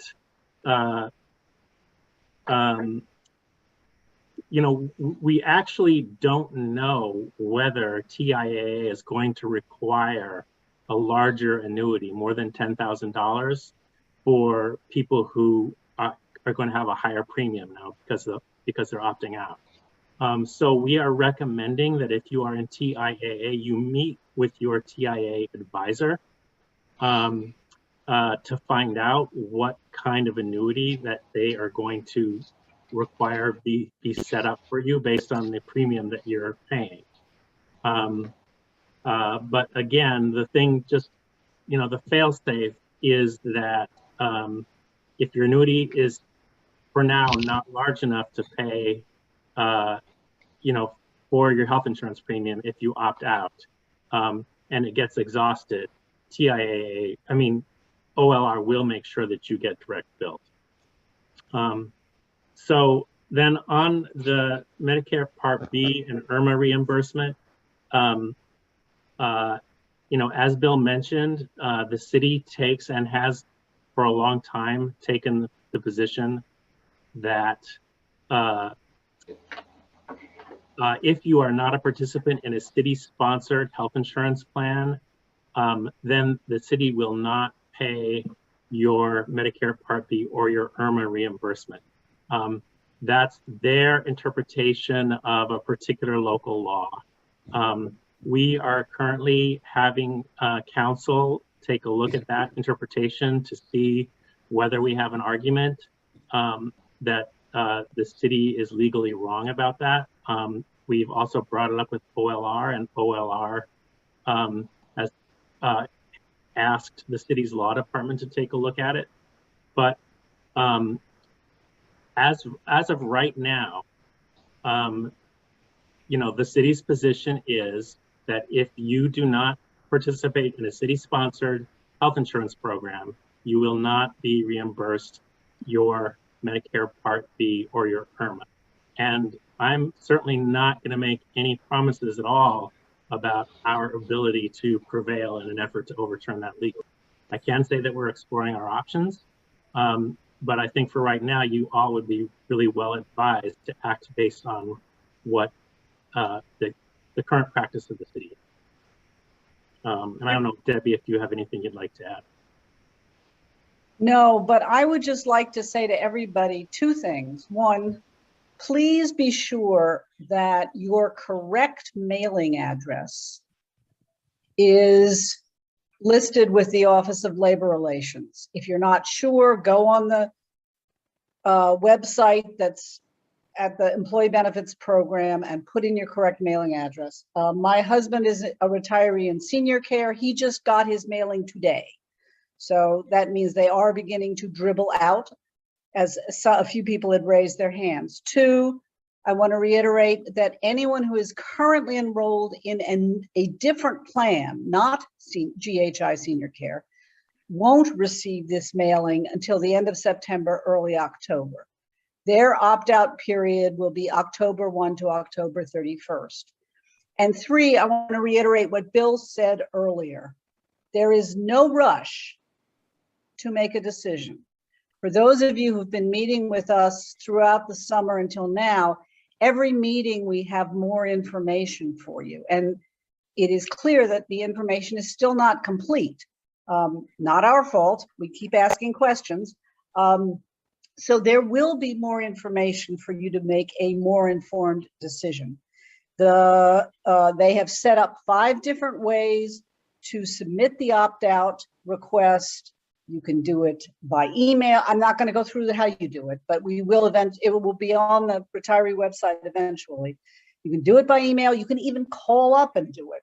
So there will be time later in October to finalize your decision. And until we have all the information together, if you are considering opting out, I'd urge you to at least wait until we can give you as full a set of information as we can.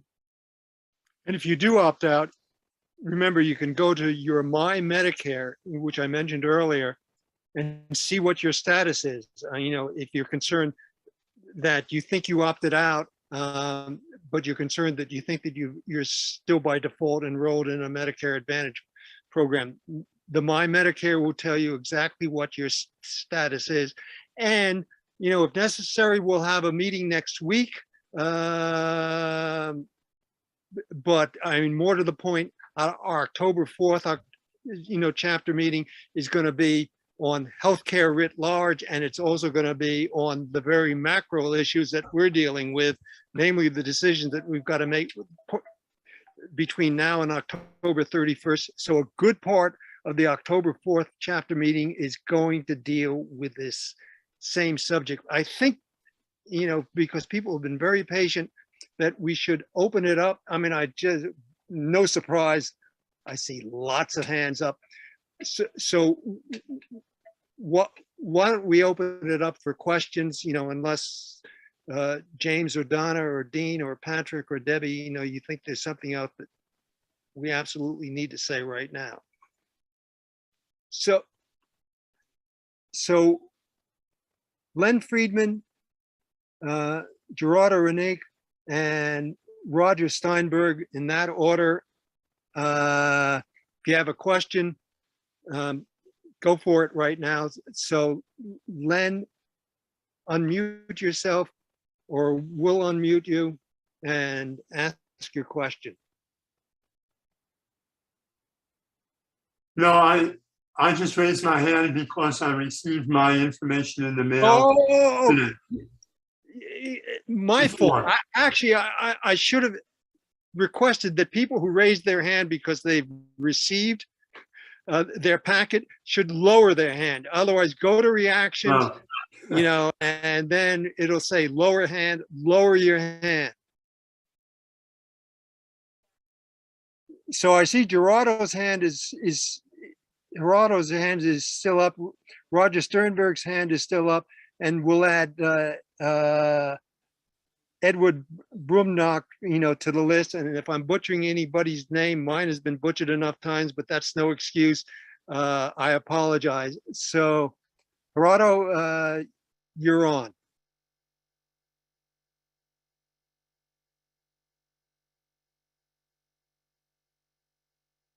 Are you unmuted?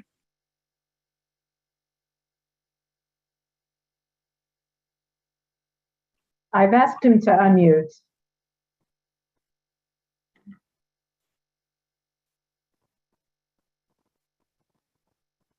Maybe we should come back to Gerardo. Okay, so why don't we go to Edward Brumnock?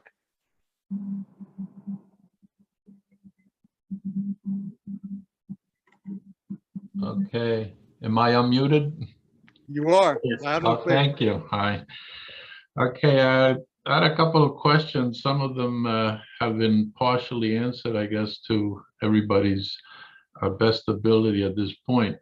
But one question that hasn't been addressed, I think, is that if you opt out and you stay on Medicare, and then you buy into senior care and hospital rider, etc., does that have any effect on pre-existing conditions? If you going from one senior care to this other senior care, or is it the same? You stay on the same plan? Good question. That was one question. Okay, and you have the other other questions? one, I'm sorry, go ahead. Yeah, the other one was if you do the same thing, if you opt out and stay on senior care and hospital rider, what effect does that have on the PSC CUNY welfare fund benefits like hearing aids, et cetera, et cetera? And the third part is how would this affect Part B reimbursement? And then also, I don't know, excuse my ignorance, but I didn't know about the IRMAA reimbursement that was available. How do I do that? I downloaded the forms, but I pay substantially more than the $140 per month per person, and if anybody can give me a hint on how to file for that reimbursement, that would be good. Thank you. Okay, thank you. And I think I can answer the welfare fund, and I think if you can, I'll give you, if you can write to Pat Smith at PSCC unywf.org. He can help you with your getting the information for the additional Medicare Part B or Irma. He has all that information for you. Okay, what was that name? I'm going to Patrick post it on the chat, okay? Okay, now, Right. okay, The email address is already on the chat, but Patrick will post it again. okay, now for some reason, I lost my ability to save the chat, which I had last time we met. So there's no 3 dots on the bottom where I can choose, save the chat. Is this chat available after the meeting somewhere? What you can do is you can go to the Welfare Fund's webpage. Yes. And you can find Patrick Smith's contact information on there. All right, so very quickly, his other questions. Yeah, on the other question. B, if you decide to stay with traditional Medicare and the GHI senior care, you are still eligible for reimbursement for Medicare Part B and Irma. Okay, thank you. And if you stay with you don't have to, if you opt into any of the health care that's covered under New York City, you would not have to worry about if you change to Medicare Advantage or if you change to GHI senior care, you will still be eligible for all of the welfare fund benefits. Doesn't matter if you go back and forth, you'll still have the welfare fund benefits. Okay, any ideas on the pre-existing conditions? My understanding of the law is that you cannot be denied health coverage based on pre-existing conditions. That was a main part of Obamacare. Right. The Affordable Care Act makes denying health coverage on the basis of a pre-existing condition illegal. Okay. All right, Gerardo. All right. Thank you. Yeah, and if people could try to just ask one question briefly. Gerardo, are you able to unmute? And yeah, my question was answered. Thanks. Okay, thank you. All right, Lisa Flansreich.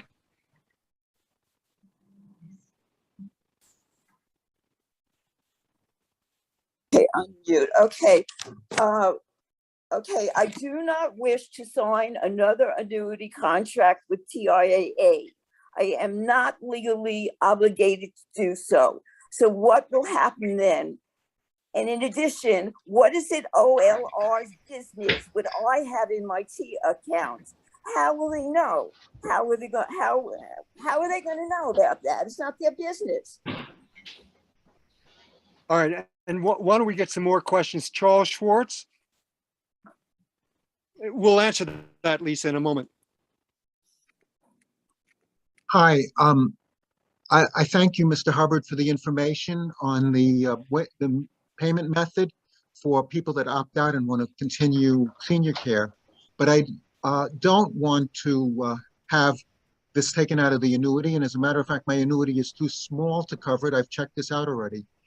Emblem says that they will direct bill. I'm wondering how you can reconcile the discrepancies with the conversation saying TIAA has any role at all in this discussion.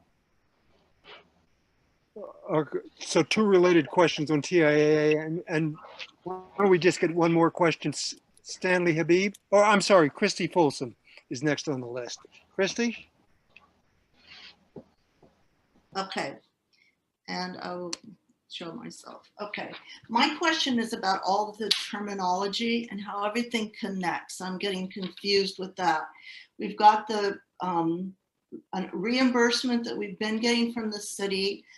Has that been for the Irma? How does that relate to the Irma, the Part B? And is the GI senior care the Part B? Is that what we're having? And every month I have $66 coming out from annuity from TIA that I think is about healthcare. And how does all this then relate to the 191? Where does that fit in then? If we're still getting reimbursed for the Part B and Irma, which I presume that's what the check was that I got this summer, what is the 191 for? All right, so we have three overlapping questions about TIAA. Who wants to deal with that? Debbie? Oh, I thought you were raising your hand, Debbie. She's back on mute. So I will take a shot at it. So first of all, I'm unmuted, Dean. I can do it. Okay. You were right to be confused. It is complicated. First of all, your reimbursement for Medicare Part B and Irma is a separate funding flow. You do that with the Office of Labor Relations. You put in one request for the basic Medicare Part B, and then if you file for Irma, you put that in every year because that's related to what additionally they take out for Medicare Part B. But that's a separate funding flow. TIAA, and there is a system in place now. This is what we have learned. In fact, part of the reason TIAA participants are asked to annuitize some basic amount of money is so that they have a pension, an annuity pension, which under New York State and New York City law makes them eligible for retiree health insurance. Okay, so that's a basic building block point. Whether anyone will have to change the amount they have annuitized currently, we don't know. What we do know is that currently the 365-day hospital rider, which is either $2 something or $5, is deducted from your monthly annuity payment. By the way, it hasn't been from August through January because they're trying for New York City reasons that I won't go into. And by the way, if you want to find out if you have if you're in senior care, and you want to find out if you have the 365-day rider, you can either go back to the health form you filled out when you originally retired and see if you checked the little box. Ha ha ha. I realize, people don't necessarily have this paperwork. Or two, send an email to the Office of Labor Relations, the Employee Benefits Program. They have told us they will try to get a file from Emblem as to who currently has the rider. If the union is able to get the rider, the welfare fund will have that and be able to help people determine it. Three, Donna made the point earlier, in November, those who do not have the rider can apply for it, so it will be in place come January 1.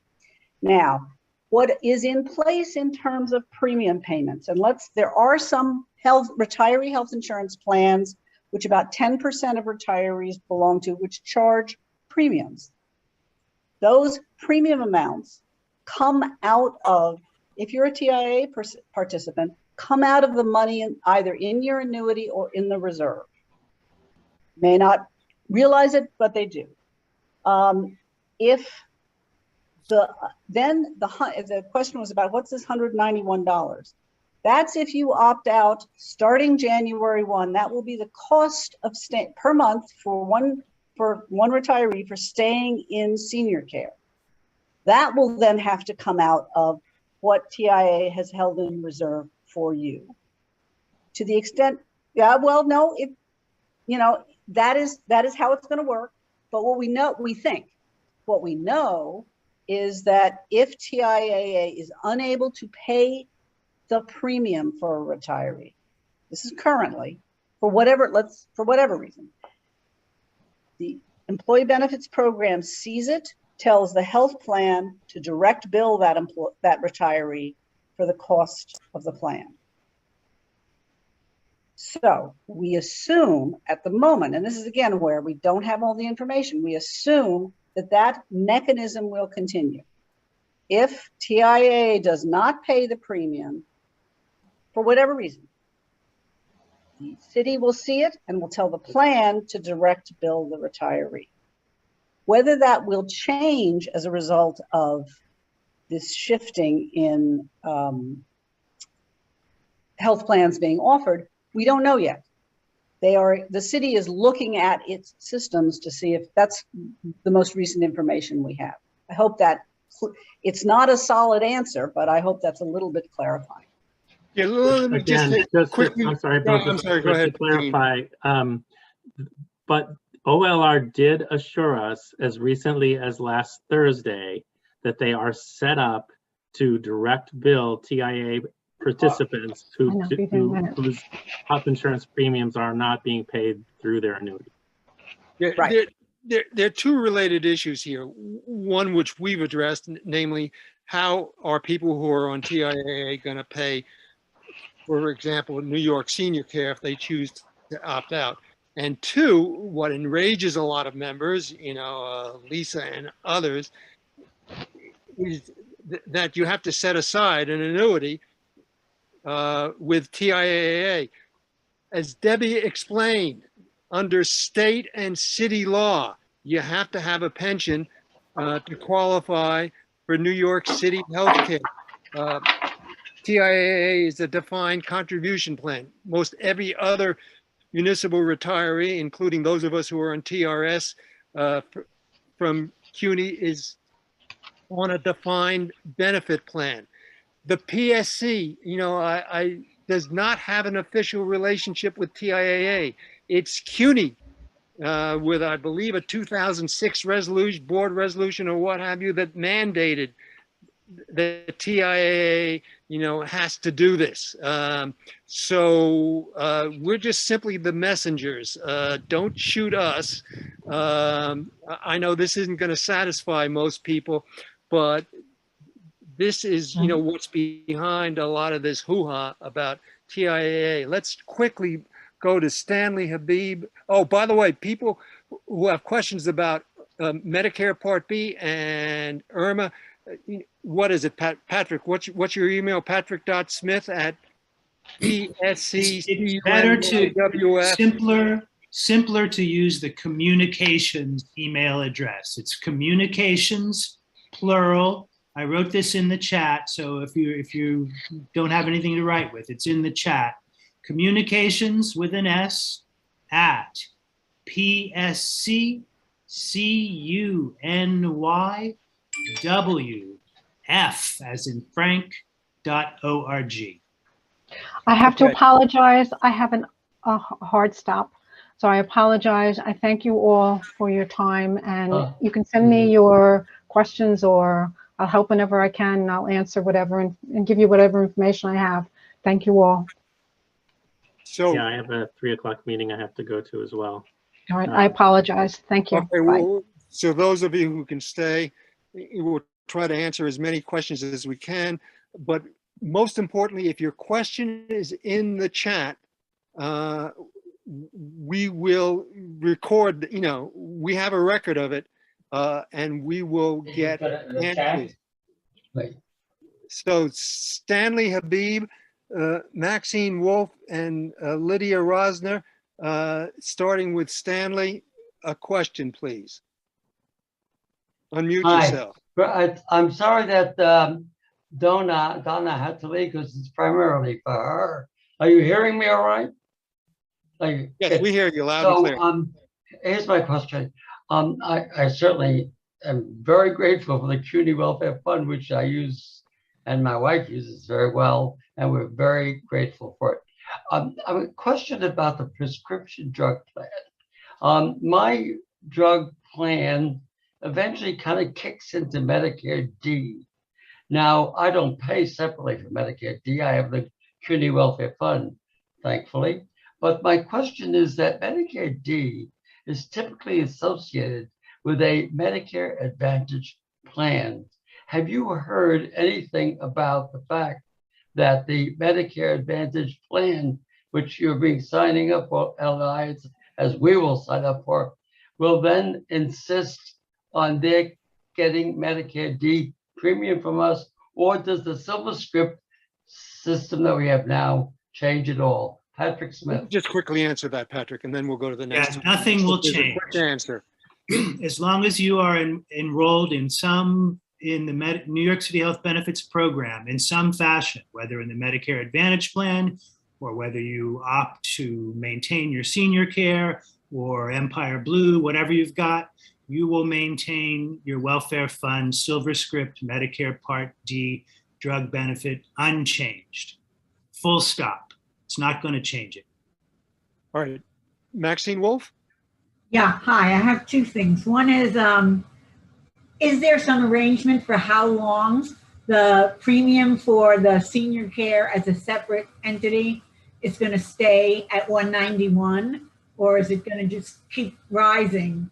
You know, and because I understand that we have a contract for this, for the Advantage plan that's like a 5-year arrangement. Is that true for the cost of staying in the plan that we are now and paying that amount? Or is that amount going to go up arbitrarily and we have nothing to say about it? And you had a second question, Maxine? What? And the You had another question? second one is there a list of doctors yet that are supposedly in this? Because I have now spoken to 2 different doctors that claim they are not in it. So who wants to, why don't we deal with Maxine's questions? Debbie, I'm happy to see that your hand is waving. Senior care, the cost of senior care will definitely go up in 2023 because the city's subsidy will disappear. Now, that is not a huge amount. Right now, it's about $7.50 a month. So at least it will go up from $191 to say $200. But looking forward, we can expect to see increases every year the way we have historically.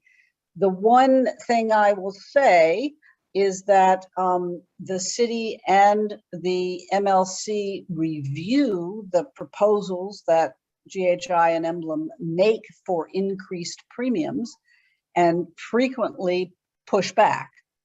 That said, I think one has to expect that these premiums will steadily increase.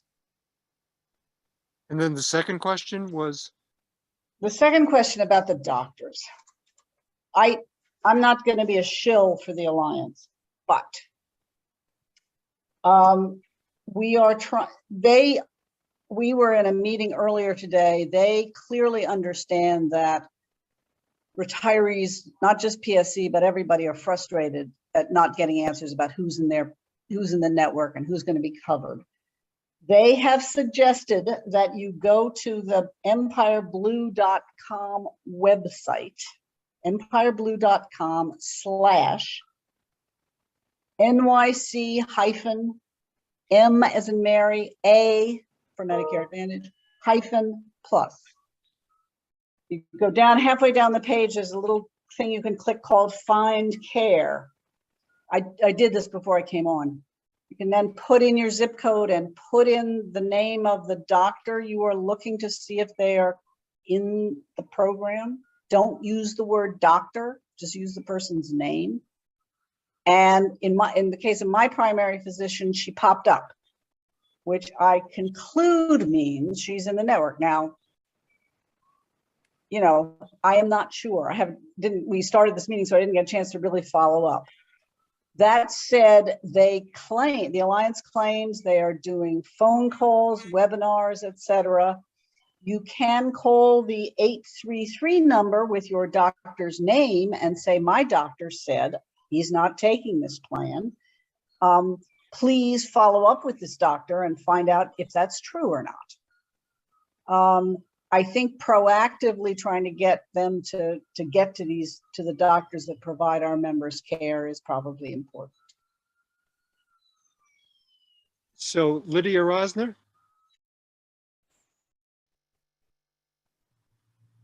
Lydia, unmute yourself. She is unmuted. She's frozen, I think. Oh. Oh, where'd she go?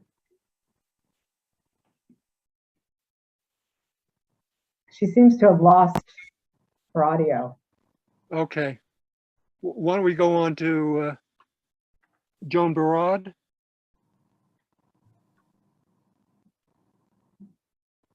Okay, am I muted? Yes, you are. Okay, great. I've got a problem that I've been trying to resolve as many ways as I can. I've called every phone number I could think of. I sent email to every lead that I've been given at the PSC CUNY, the Queens College, at the OLR, and either I get a bad lead or no answer. So I'm going to have to ask you. I've also put this in previous chats, but I haven't seen the answer. I downloaded the form or accessed the form for applying for reimbursement of the Medicare Part B and Irma payments or premiums, but it asks for information that we don't have and I can't get. And so I'm going to tell you what it is. I'm going to ask you whether you can help me figure out who to call to get this information. There are 4 items: the pension system, the pension number, the health plan name, and the union or welfare fund. Who knows how to fill these in? Let me suggest that you email Patrick. Okay. This is a very specific question. That's at communications@psccunywf.org. Right, you Okay. got it. And why don't we go to Carol Rivera Crone?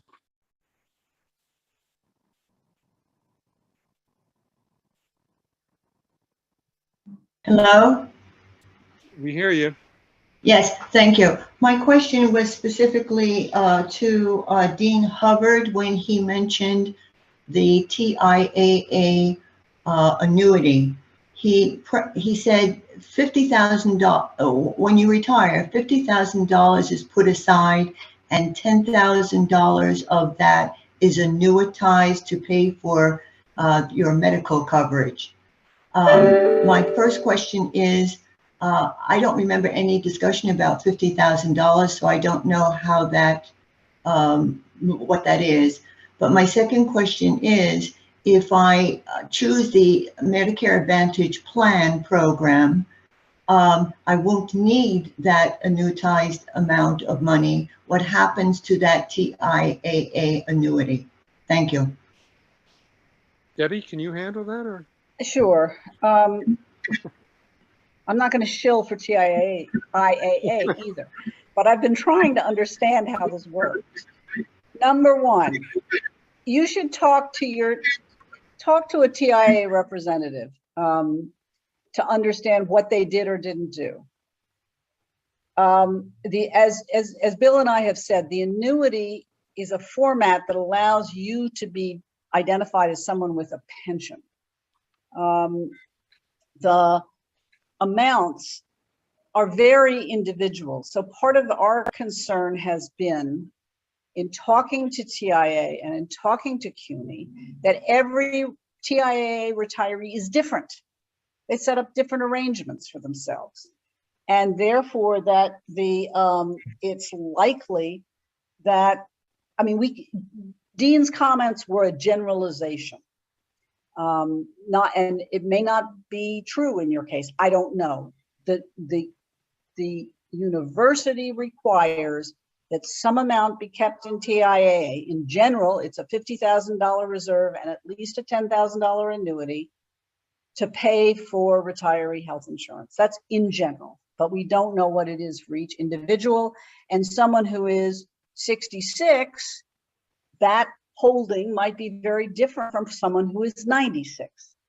So it's really very individual, which is why we encourage you to talk to your own TIAA reps. And if you don't have one, try to find one. I mean, contact TIAA and get one. So I think Lydia Rosner was bumped from the meeting and then rejoined. Lydia, if you're back on, why don't you unmute yourself? I did. Thank you. Thank you for all the information. Someone I know who has already submitted the opt-out called to find out when the receipt will be mailed and was told the receipt will be mailed October 31st. That is unsatisfactory. I wondered if you knew that. I did not know that. I saw your comment in the chat, I think, or someone else's comment. Yeah.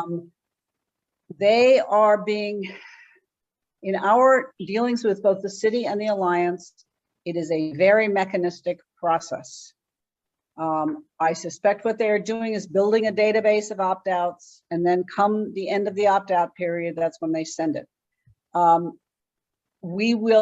will express concern that someone who opts out September 15th has to wait 6 weeks for an acknowledgement that it's been received, only to perhaps find out that it hasn't, which I realize is the basis of your point. So let's see what we can do about that. Thank you. Yeah. So Rose Carol Long, Yes, thank you. Can you hear me? we can, absolutely. Well, first, thanks to all of you for trying to answer our questions. My specific question has to do with limits. Is there a yearly limit of the amount that can be requested? And is there a lifetime limit under Medicare Advantage? Requested by whom? No, I have used, maybe I've asked this incorrectly.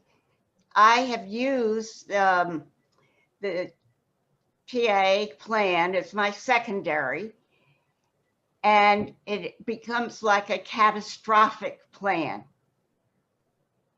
So is there an unlimited amount that under Medicare Advantage?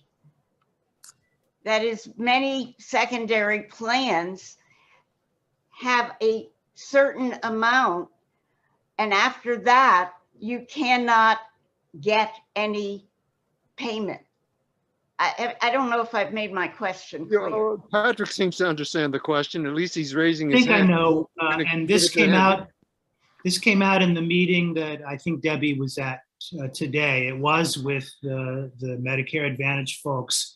That plan includes, and this is like what you would be charged by what you would have to pay. It's a $1,470 out-of-pocket annual maximum.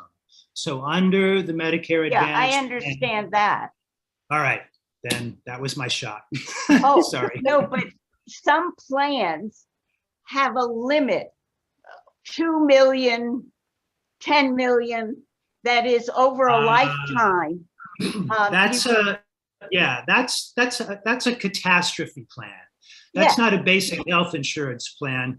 That's a catastrophe plan, like one you might have through the welfare fund, most likely, or you can, NICET also does have one, but that's separate from basic health insurance, and that is between you and that plan provider.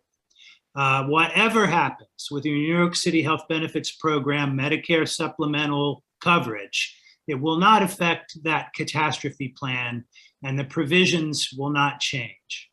But that kind of maximum only applies to that sort of catastrophe plan, because it's illegal for insurance companies to set a dollar maximum on coverage. So no plan can say you've maxed out.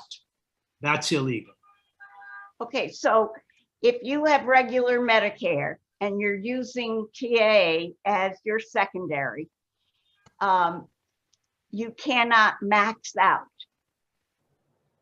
That is, well, there is no TIAA coverage per se. I think you're talking about GHI senior care through the city, but there can be no maximum. There's no dollar cap on health insurance coverage. In Medicare Advantage. Yeah, Rosa, I'm going to ask that if you have further issues on this, that you email Patrick. Okay, I think sure. we have to move on. Unfortunately, we have many more hands than we have time. Let me go to two more people, Sherman Heller and Marianne Belomo. Sherman, are you unmuted? I think I am. Do you hear me? We do. Okay. My question, of course, it doesn't seem to have been addressed, is what are the co-pays associated with the two different plans? Currently, the senior care has a $50 deductible and absolutely no co-pays for specialists or otherwise. And I'd like to know whether that will persist in addition to their premiums, or whether, and what the situation is with Medicare Advantage. Are there co-pays associated with that? And how would we find those things out? Debbie? That information, those comparisons are in the material that is being sent out. Okay, which I have not. One thing I want to alert people to is that prior to all this, there had been an agreement to increase some of the senior care copays so that the days of zero copays in senior care are disappearing. I think primary care will now be a $15 copay and specialty care will be a $30 copay. I don't quote me on that, but there will be copays, and that's a difference in some areas than it used to be. And that was before all this. And what about Medicare Advantage? Medicare Advantage has they have copays, but they have many fewer. That is what part of what they're trying to appeal to you on. I haven't heard anybody appeal to me for anything. Well, you'll see it in the way they present the materials when you look at the enrollment package. Yeah, and the enrollment package for those of us who are on GHI, Empire, Emblem, Senior Care is available online. It's the same enrollment package that you're going to get in the mail. So you can check it out there. And that's link to it is on the retiree website link that we've been putting in the chat. So you can go there. Marianne Belomo, if you'd unmute yourself.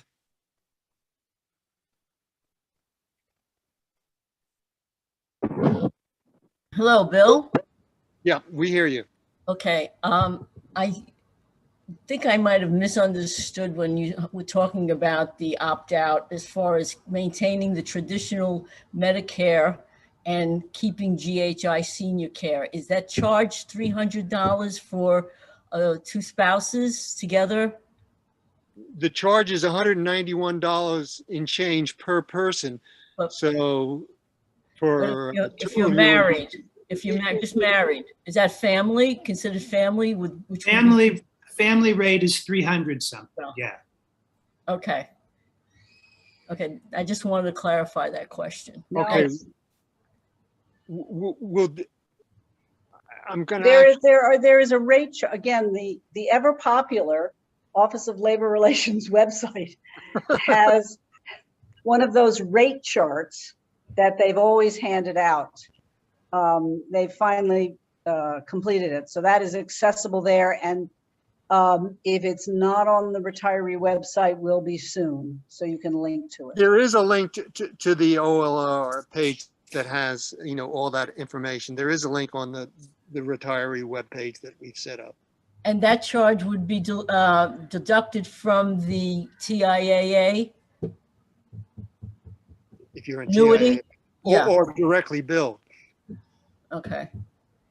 Okay, thank you. So Nanette, go ahead. Nanette Funk.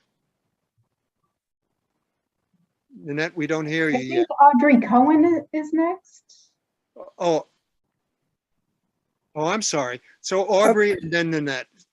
Go ahead. Okay.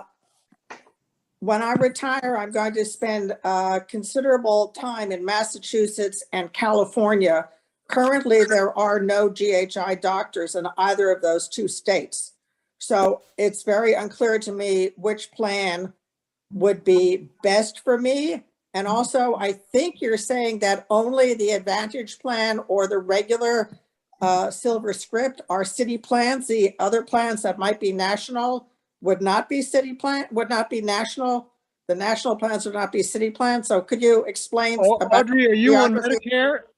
You're on traditional Medicare?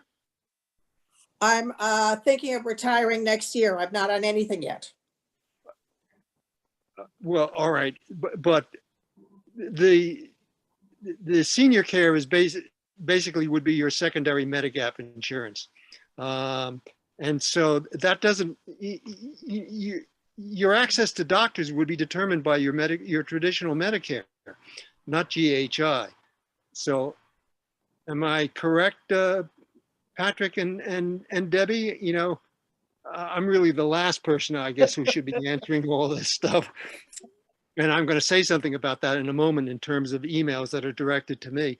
But so yes, any doctor who accepts Medicare, you can go to. But You know, not with the Advantage plan, is that correct? That is not correct. That is correct. Supposedly, you can go to any doctor who accepts Medicare, but whether they'll accept the Medicare Advantage plan, you know, depends. You know, It's up to the doc.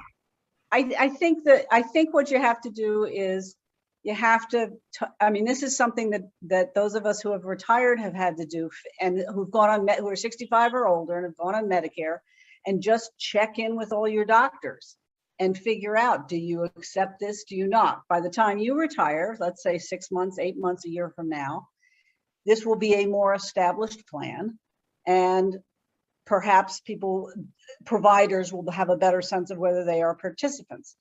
The plan, the Medicare Advantage Plus plan claims to have 640,000 doctors nationally in their network. You know, it's just, you have to do the research for yourself and figure out what works for you. But is the network is something different from the regular Medicare network? There's a special network? No, it's a sub network of the regular network. I mean, so yes, I guess it's different, but it's a sub network. It's within the regular Medicare network, but smaller. All right, we're going to have to move on to Nanette, and I think unfortunately that's going to be, you know, I apologize to everybody else who has their hand up, but if you put your question in the chat, we'll deal with it as best we can. Nanette? Yes, can you hear me? We can hear you loud and clear, Nanette. Okay, so my question is, the fee will be $191 for the supplemental plan that will be by Emblem Health. But I'm surprised because I thought that would be equivalent to what we have now if we're in Emblem Health. And yet when I look at the rates that Emblem Health would charge for an equivalent plan, it's almost $300 a month. So how come this is only $191? Will this be equivalent to what we have now? And will it be equivalent to what they call the G plans, which are otherwise, as I say, almost $100 more a month? Correct Or me if I'm another way wrong, of putting it, Debbie or Patricia, but basically this is your Medigap insurance. Basically, they're paying the 20% that Medicare does not pay. I know that, but yes, those plans cost so it's $110 $100 less more. or whatever, but you Part know, of the secret of city health coverage is volume. There are 250,000 people who are covered by these plans. So the city as employer can make arrangements that have economies of scale that try to force in insurers to charge somewhat lower rates than you would have to pay individually going out on the open market and buying an equivalent plan. I'm not sure that's the answer to your question, but that's... No, it is the answer if Okay. it's true, No, I because think I it is just the want to answer. make sure that this is not somehow a supplemental light, in which some benefits are left out. I don't think so, but in all of this, the devil is in the details. I don't believe that senior care is shrinking itself. Is there a way to find out? I think we're going to have to together experience it and figure it out. I mean, health plans shrink themselves all the time. They charge, they keep charging new copays all the time. This is the, just to quote our infamous chapter chair, this is why we all support, national single payer.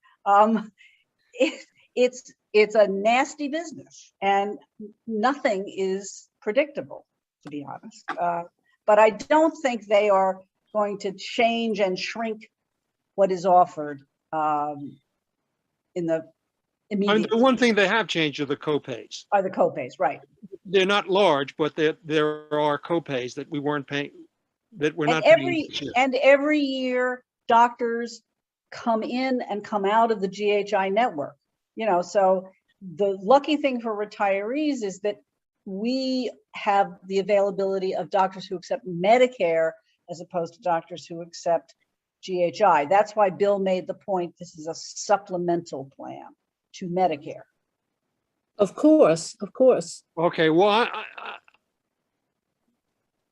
you know, the small hand is on the 3 and the big hand is on the 6. It's almost 3:30. So I know there are a lot of unanswered questions. There's lots of confusion. Welcome to the club, because I'm just as confused as you are. And on that, I just want to say, your questions should not be directed to me at retirees@pscmail.org, mainly because I can't answer them.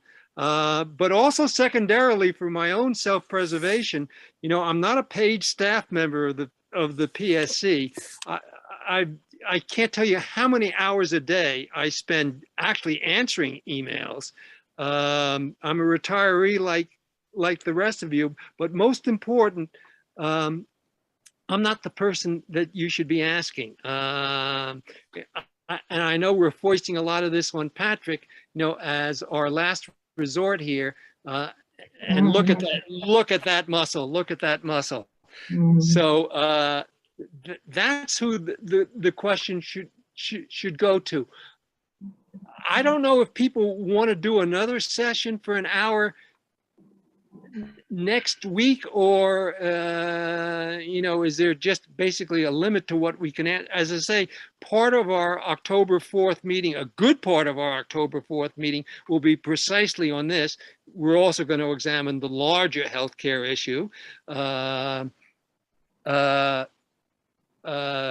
if necessary, we'll put together another meeting next week. I also, you know, want, you know, Dave Kotelchuk to, at the very end of this meeting, to announce this book group that he set up by the Anti-Racism Committee for the Some of Us. And if Samantha could post that link on the chat, I'd appreciate that. And let me just say one other, I want to thank everybody for their patience today. I know we didn't answer all your questions.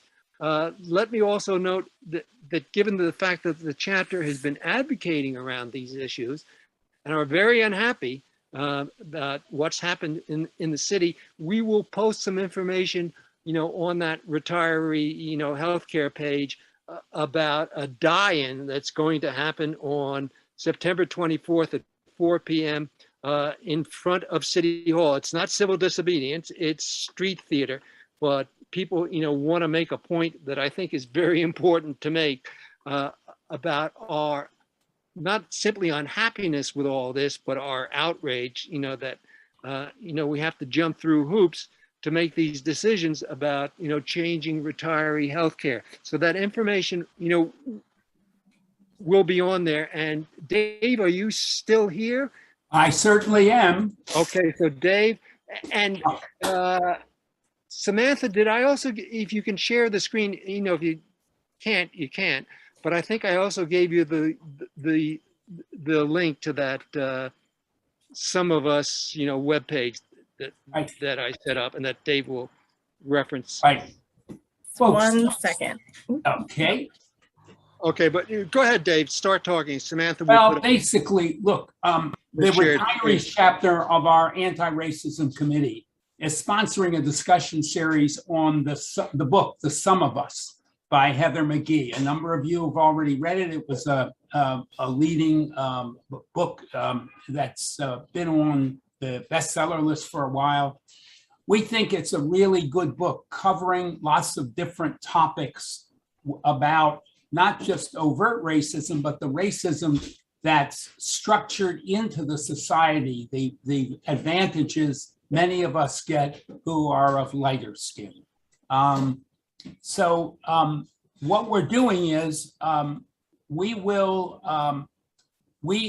can now go at the website, psccuny.org, about us, retirees, and you can sign up for it. We're basically starting Tuesday, October 12th from 2 to 4 p.m. and we'll continue for 4 more Tuesday afternoon sessions in October and November. And we'll basically go over different arenas and how privilege is denied to some and given to others. And I think it will be interesting.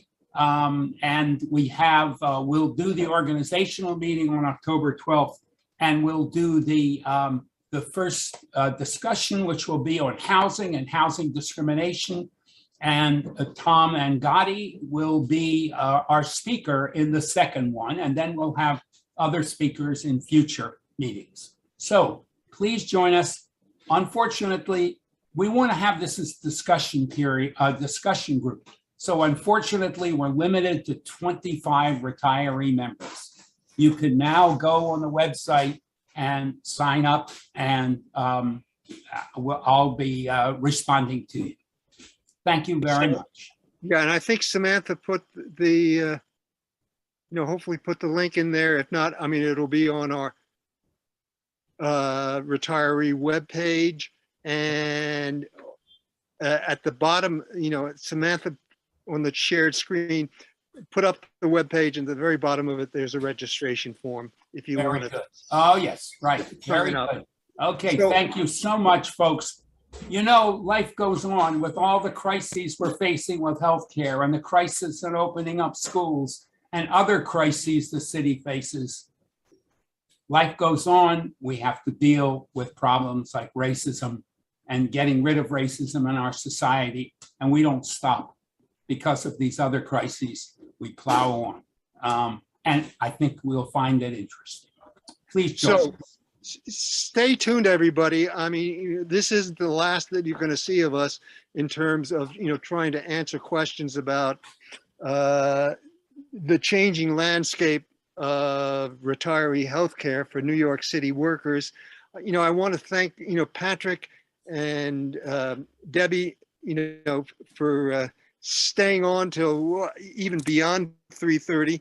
And patiently answering questions and continuing to answer questions and continuing to deal with OLR and CUNY and others who are not necessarily always the easiest people to deal with, although sometimes, well, no, I maybe take that back, but we shall see. But really, thank you for your patience. And I know I speak for our retiree members. We may do something next week. We will definitely, do much more at our October 4th chapter meeting. So I'm going to bring this to an end. And this meeting has been recorded. And as we always do, we will put a video of it, a link to it, on our website in another day or two. And I want to thank Samantha Sherry for, I don't think she expected to stay here beyond 3:30 for, our staff backup on this and for the technical backup on this. So hang in there, folks. We're in this together, and we're going to try to find out more and more and get your questions answered. So have a good day. Bye-bye. Bye-bye, everybody.